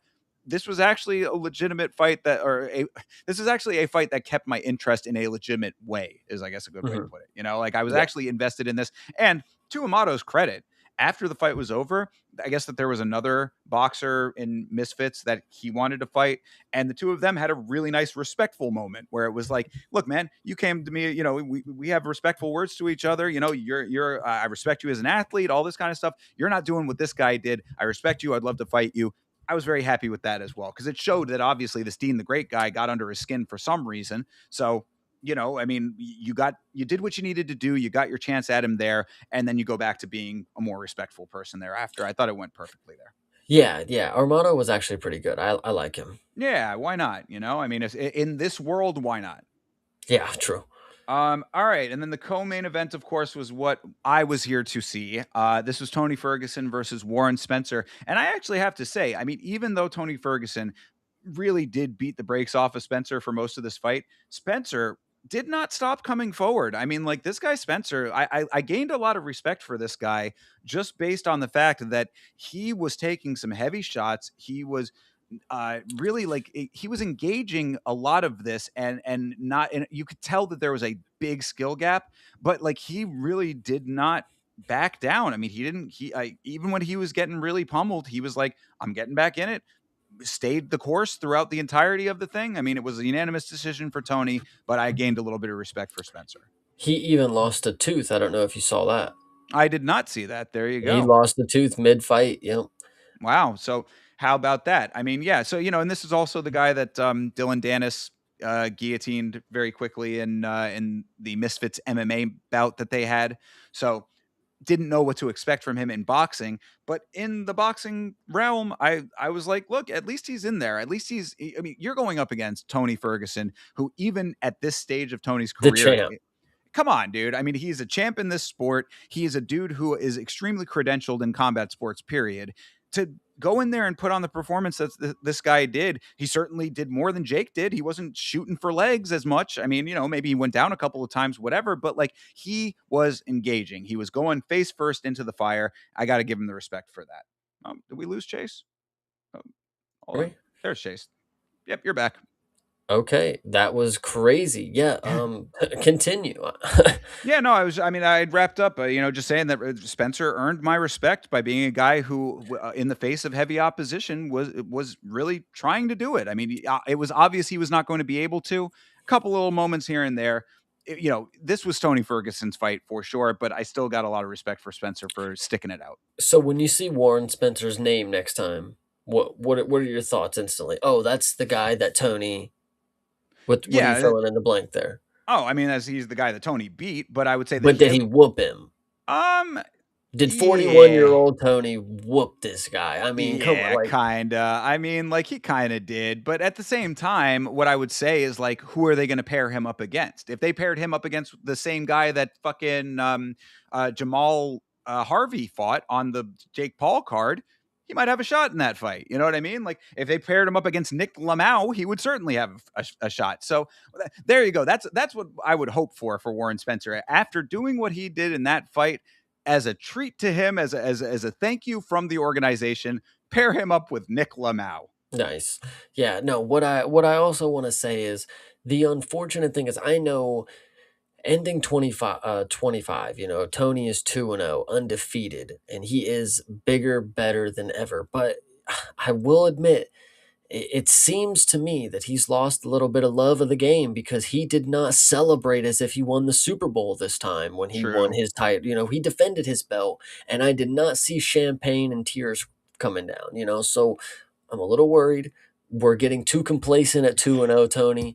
I need you to just come on. Let's get it, crank it into hyperdrive, You need dude. to keep the fire. But I mean, look, what are they going to pair him up with in this thing? So it's like, I mean, he could probably be on autopilot in Misfits boxing and be okay. I think they honestly might do the Dylan Dennis shit at some point. Why not? Tony and Dennis? I mean, that's like $1 million in the making right there, I mean, I'm sure that it is, and that that would certainly be a draw. That's another easy win for Tony, though. I mean, like that. This is what I'm always fascinated by is when you have a personality that exposes themselves in a real way. Like, how does that affect their draw thereafter? Because, like, yeah, you're right. I mean, Dylan Dennis still an unknown pest in the combat sports world. However, he was the one who was trying to guillotine Logan Paul and ended up getting DQ'd off of that. So, like, are people still like, wow, I want to see that? I mean, I guess if you have him as the co-main event, then propping up whatever your main event is, maybe. It's always very curious to me, like how those things work out and what actually draws legitimate eyes, and not only just eyes or whatever. I mean, eyes are coming from 8 million different Russian links all over the place. I'm talking about sales. How does a promotion like this actually stay afloat with the Dylan Dennises of the world? Yeah, 100%. Yeah, no, So this one, I listen, Tony, shout out. I mean, if you didn't, I actually didn't know it was an interim title belt. That's what Tapology says here, by the I way. was very curious about this because I recall Tony won the belt, and I thought that was at a different weight. So I guess that's what the case is here. Is that He so, just invents fucking things that he owns, dude. He's the champ of everything you brother? say. This whole influencer sphere is a big fucking make 'em up. It is a bunch of bullshit, all couch. And this is the great. Let me say it The like this name though. fits, by the way. Misfits, yeah. Well, and that's why I kind of do give them a little bit of credit because they sort of took something that was like kind of fluffy dumb shit, because there's fight circus out there as well, I mean, that's like legitimate like freak show bullshit, which has its own place. But they took something like this Misfit thing and actually like turned it into a somewhat decent, I mean, this was in Dubai, for fuck's sake. I mean, like, there's a little bit of money involved in this, I would think. Rumble had to be paying something in or whatever, there was some rights deal there. What I will say, when it comes to things like Misfits, now, and specifically like Misfits, Jake Paul's thing's a little bit different because it's Netflix, that's a different echelon. When it comes to Misfits, though, we are in an amazing time for combat sports, because the broadcast, even though it was a little choppy and shaky and stuff, still never fully cut out. I mean, like, you had decent production value. The actual in arena or in venue production was pretty decent, I would say. So we are getting to a point where combat sports are like, the doors are open for people, and like, if you have the names and you can make something like this happen, put together a little bit of cash for the broadcast and the venue, and you can have that. So I think that there is something to be respected about this influencer boxing sphere. Obviously, they've picked up and tapped into something that an audience is actively seeking out. As a combat sports fan, I mean, I think that it's absolutely slop. I think that this is combat sports slop in a very literal sense to me. But like, as far as the actual product itself goes, I do have a level of respect for it. Yeah, I can get behind it. Yeah, shout out Tony. I'll give it to him. Well, and that takes us nicely as a segue into our main event here, which was, of course, the top G, Andrew Tate versus Chase Damore. Now, Damore, from what I understand, was a former actor, had been in some Netflix television shows. And I saw him get a knockout on the previous Misfits card. That was the kind of claim to fame that he had being in this. Andrew Tate, of course, a kickboxer, credentialed, quote unquote, but the same way that you were asking about all of those belts. Kevin Lee had a great tweet that I posted recently saying that, like, you can't be going around saying that you're a champ with those kind of paper belts that he's holding on to, as like his like credentials. I think we're seeing that maybe that was a little bit more true than not. Yeah, what'd you think of this thing? I think my initial assumption was 100% correct. I didn't think that Andrew Tate needed to lose and or get knocked out. I didn't think that was what it took. I thought it was very easier than that for people to lose respect and an image of what they had for Andrew Tate. And it's because he would get in there and we would realize that he's not some crazy credentialed, striker. I mean, he's a kickboxer, and from what we've seen in videos, the better thing that he does is throw kicks. Sure. Did we seem surprised when he did not look like a competent boxer?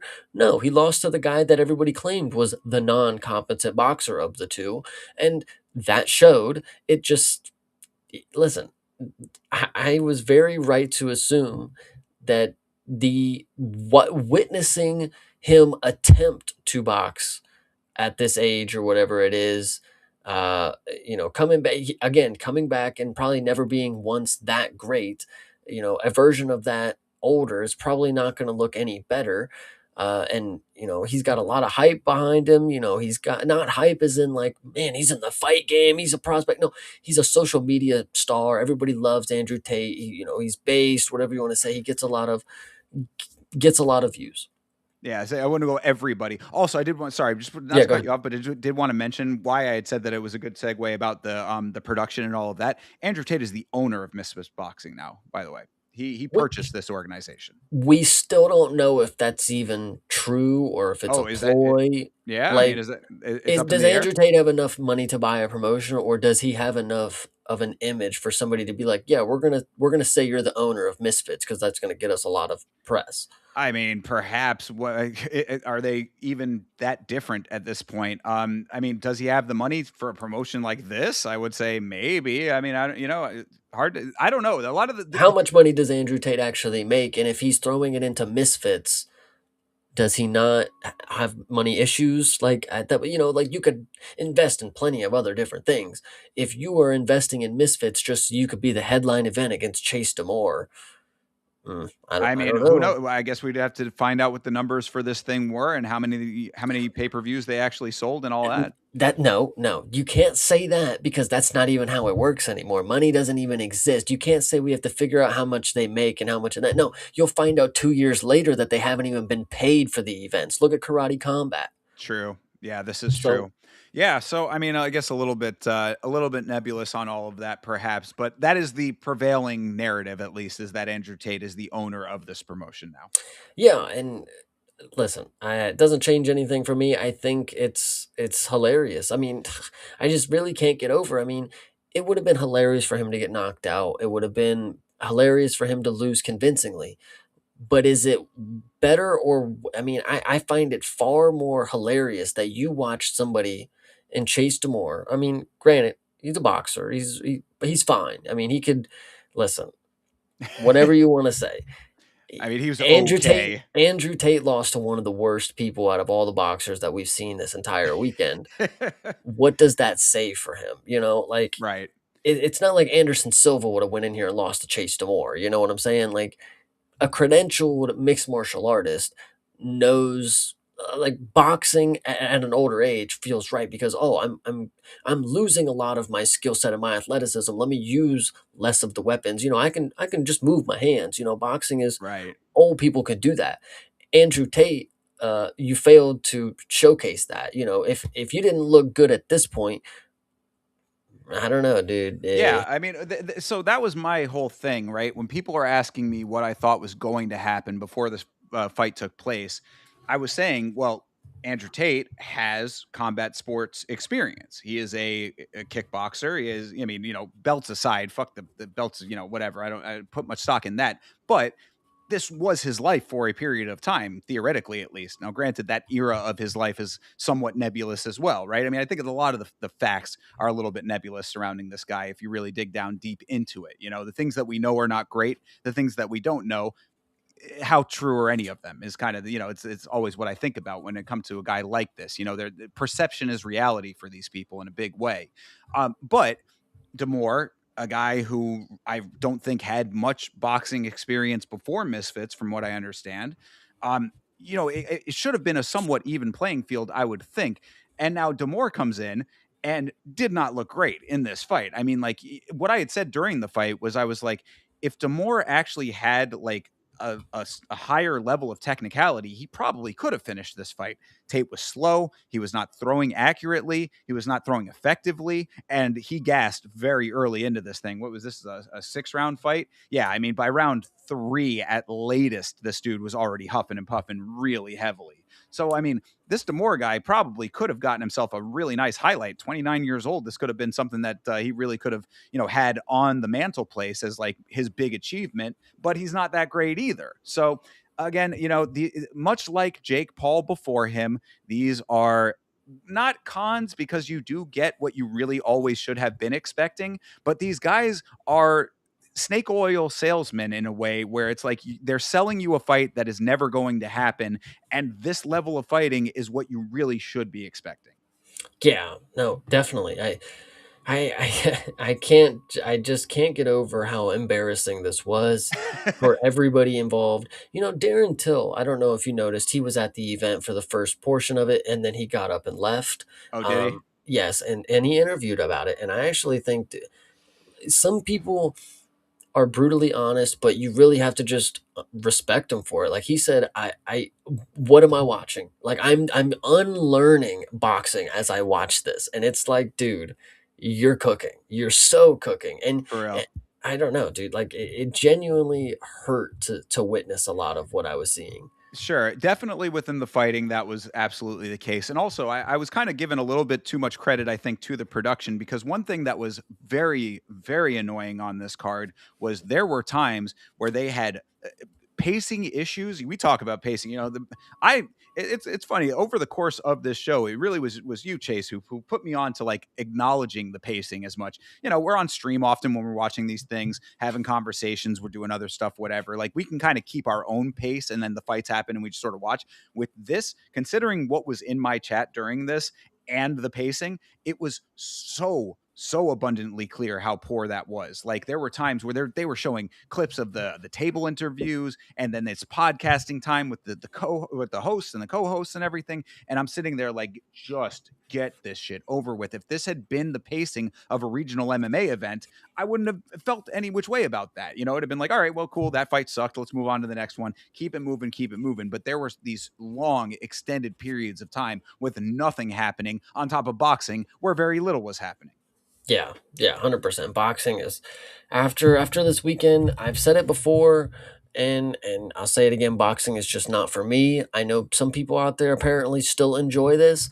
I personally don't know any of new younger people that are telling me that I need to be watching boxing.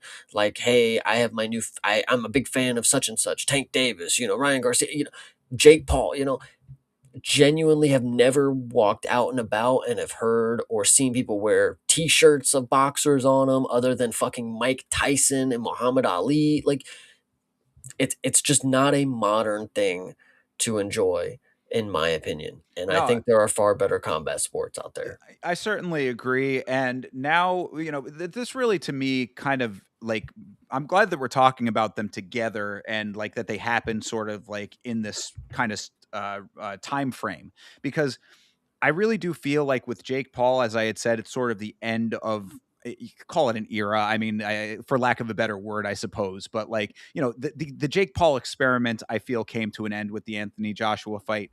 This influencer sphere as well, I don't think that there is really anything to sink your teeth into, even with Tony being in there or like having other MMA fighters going over, crossing over into it.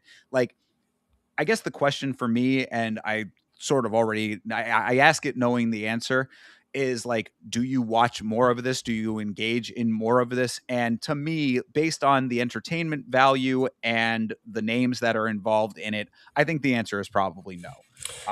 Yeah, there might be time. Like, I'm not going to say never. I mean, if there's a boxing, I watch Canelo Crawford on the stream. I mean, like, I will watch a very, very high level boxing match if it is like the top of the sport. But that's really the best that you're getting out of me when it comes to boxing at this point. There's just not enough there to enjoy. Yeah, no, definitely. I've said it before, and then I'll say it again, and I think it's a great segue into what we have next.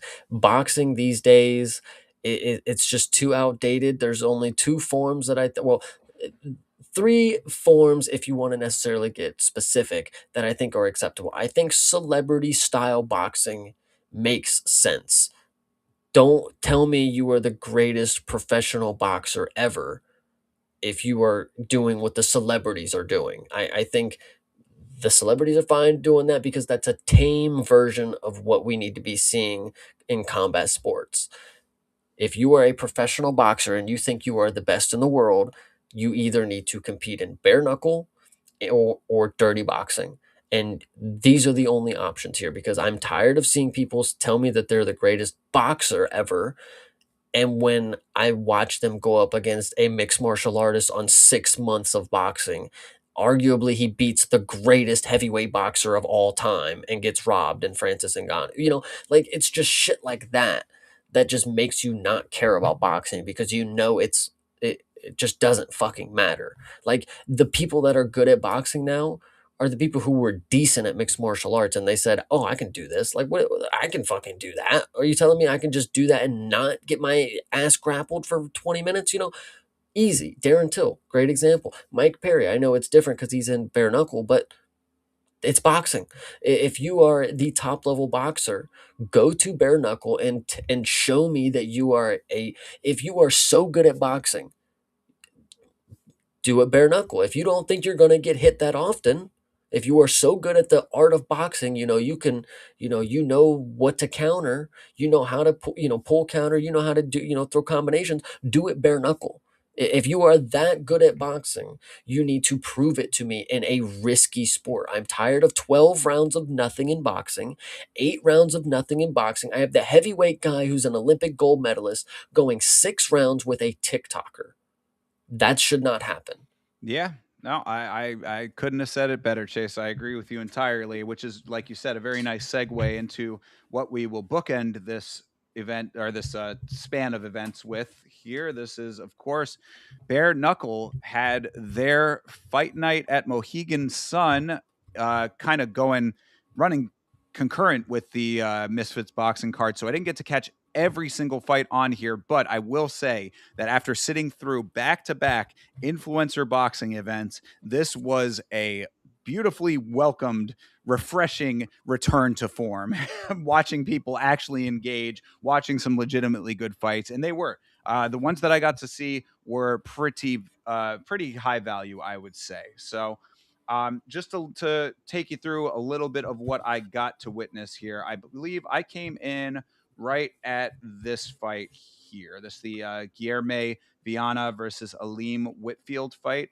So there was two fights before that that I unfortunately did not get to see. But DQ repeated eye pokes. Goodness that I'm gracious. glad you picked up on that because I did. I was like, man, I wish that I had been able to see that one. That sounds like there was definitely some more to that fight than what the text is saying. I'd like to have seen how that actually went down. And considering that I do have at least a couple more weeks of a monthly pass to the BKFC app now, I guess I could go back and rewatch that fight. So maybe I will. Yeah, it But looks like there was a lot of finishes on here. yes, there were a couple of really good ones here. So yes, Guilherme Viana got a nice finish in round two. All of these fights are 5 round fights. I did not realize that that was the format for bare knuckle, but maybe I'd known that in the past and then just didn't like retain it. But yeah, 5 rounds, all of them 5 minute rounds, I believe, Hmm. and that I think it's five, either 5 or 4, but either way, yeah, Viana got a nice finish there in the second. Kind of came in the middle of it, so I didn't really like get to see all of the action of it. But this is the one that I really wanted to start off with. This Rico DeJulo. DeJulo still undefeated, I believe. Am I right about that? I think so. I can double check for you. No, he's 11-2. 11-2. Okay, I think that those the losses might have been either before bare knuckle or uh, he has 2 losses in bare knuckle. Is that what it says? No, that was his second bare knuckle fight, and he won both of them. Okay, so yeah, so he is undefeated in bare knuckle right now. Oh yes, okay, yes. Okay. Sorry. Yeah, no, that's fine. I just wanted to double check for my own sake because he is a person. Actually, shout out to Checkmate MMA and the guys over at Fight Show. He was on Fight Show at one point. I did an interview with those guys. Seems like a great dude. Philly guy, I believe. I'm pretty sure he's out there in that region, and very Italian dude, very traditional Italian guy, and goes in there and throws hands. I mean, he came in and bombed Stash Stash the Koyahendo. Flash. Stash the Flash. Yeah, Stash got flashed.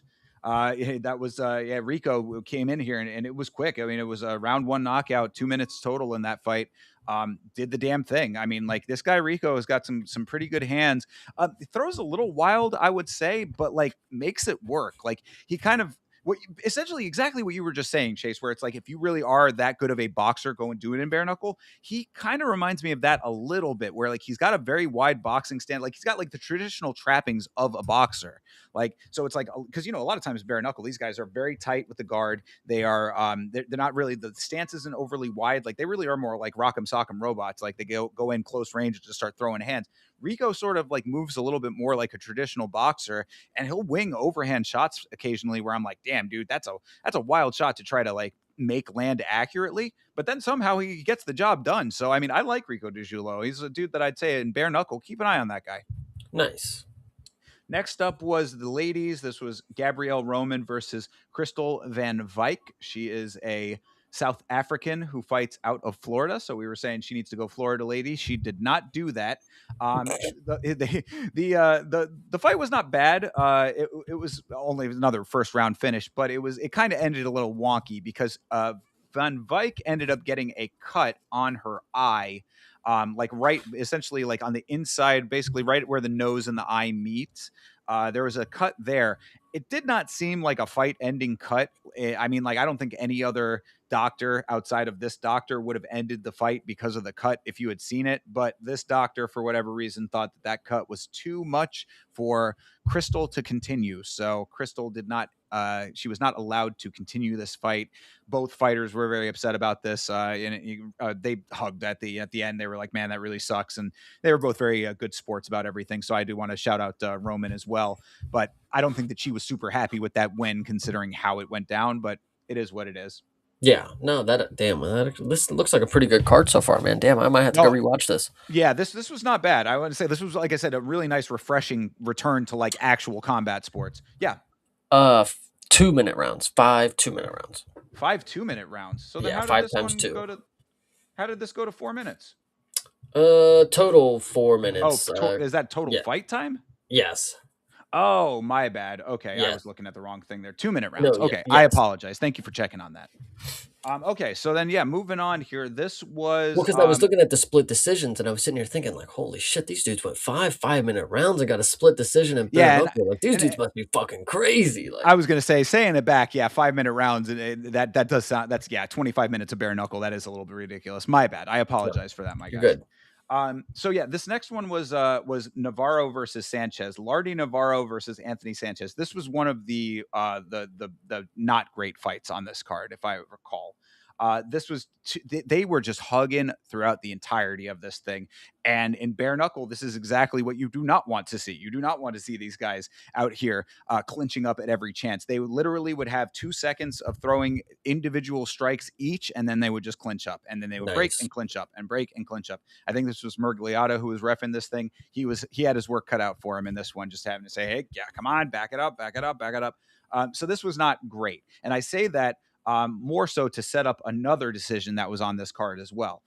Which we can actually even just skip ahead a little bit to it. Why not? This Peter Barrett versus Trevor Bradshaw. This fight was great. This was another decision. This is another split decision here. But this fight, if you are going to go to a split decision in bare knuckle, that's how you want it to be done. You want it to be two guys going for it the entirety of it, and they just both happen to be tough motherfuckers who are not letting themselves get knocked out. So shout out to Barrett and to Bradshaw for making that fight what it should have been. And Navarro and Sanchez did not do that in the slightest. So we move on Good from them. contrast. Yeah, most definitely. Okay, Gary Bellato Jr. versus Skylar Mauler. You'd think with a name like Mauler, this guy would come out here and be mauling motherfuckers. No, Mauler was he was out of his element, which was very apparent because Gary Bellato Jr. he might be the most casual, relaxed, cool, calm, collected bare knuckle boxer I have ever seen in my life. This guy came in here looking like he had rolled out of bed. Everything's good. He's stretching a little bit before the fight. Like this dude's face and demeanor did not change throughout all of this, and he was annihilating Mahler. This is another one where I was like, bro, why are you still in this fight? Like you just tap out at some point, brother. Like you are going to get yourself way more hurt. There's no reason for you to be continuing. That's how it ended up getting. This is only 2 rounds of a fight here, and then I Yeah, was already feeling that way. You know, Mahler was not doing any actual output, and Bellato Jr. was just easily, effortlessly, and very casually tearing this dude apart. So that was really, really cool. yeah. No, that one sounds pretty good. Yeah, that was definitely a great one. Um, so moving over, we'll skip over the Barrett and Bradshaw fight because, like I said, it was a very tough fight between those two guys. Great performances on both sides. Split decision was warranted. Barrett getting the nod perfectly fine. Everything went fine in that fight. Moving on to your co-main event, Pat Casey versus David Sanchez. I felt very bad for my guy David Sanchez here because he had the story that is the prototype story. He's a recovering addict. He's a dude who was homeless for a while. You know, he went through very rough times. You know, a guy who turned his life around and did it through, I guess, bare knuckle boxing, through combat sports in general, whatever. But he is in here fighting for his life essentially. You know, he's one of those stories where it's like this is what this guy does to survive.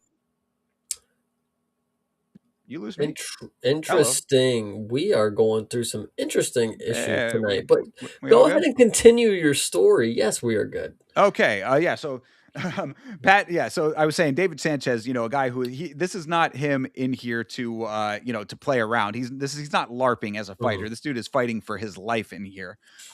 Pat Casey, on the other hand, though, he was the more skilled and heavier striker. He was definitely doing the better work, and him getting the round one finish, it goes that way sometimes, man. So I do give a lot of credit to Sanchez. Congratulations on getting your life turned around and being a better man on the other side of some hard times and all of that. But you got to give it to Pat Casey because he came in here to do the damn thing. He understood the assignment and took it very seriously. Took it right to my guy Sanchez here.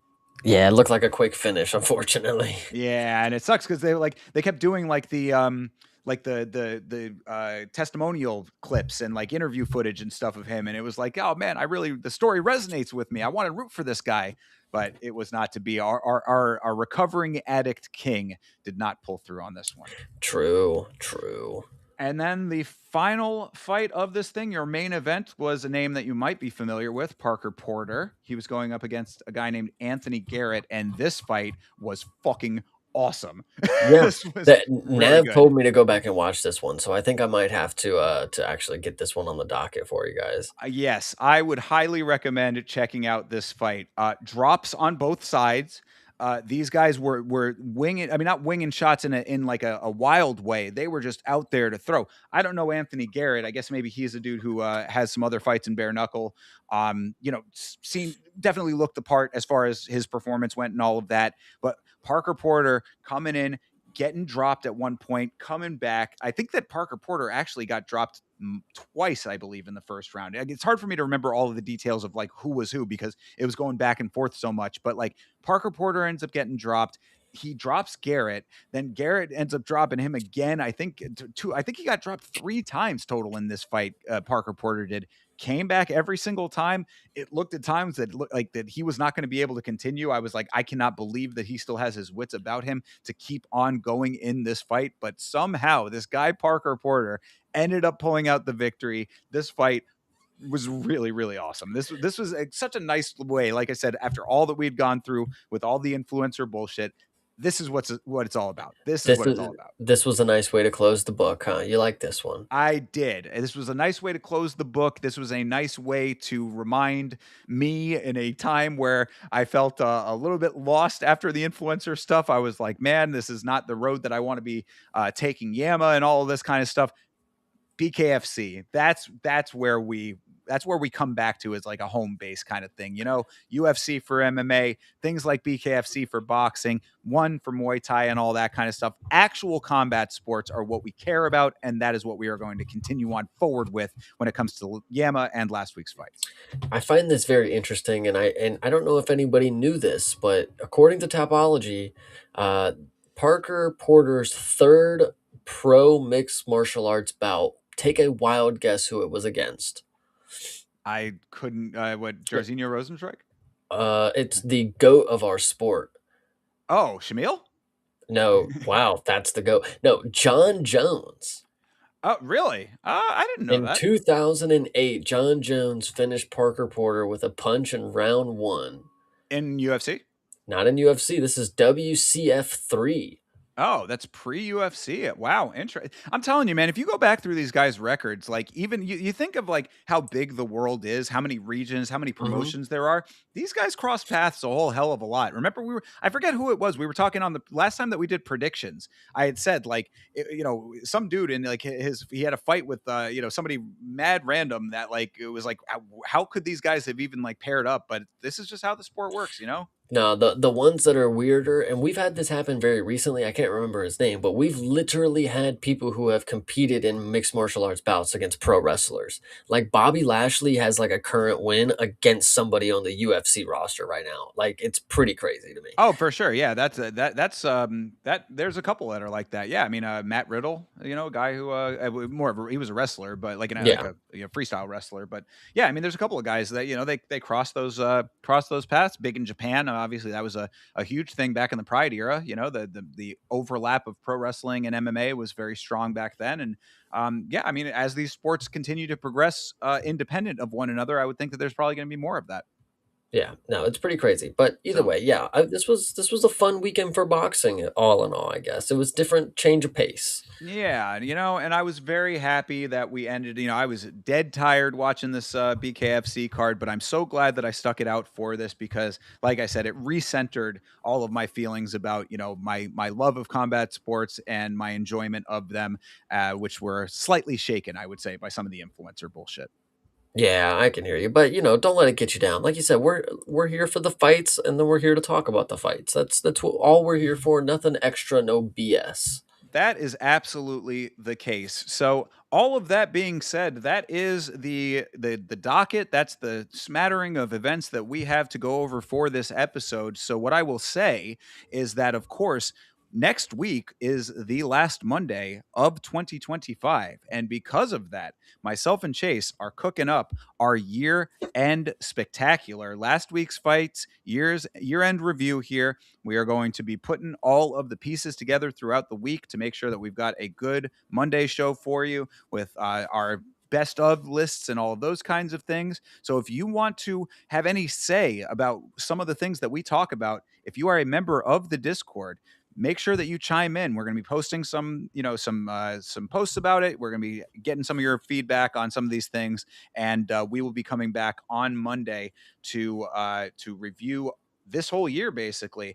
So we've got a lot to talk about when it comes to the best of the year, and we want to know what you have to think, what you have to say about it, what you think about it. So if you're not already a member of the Discord, join up and make your opinions known.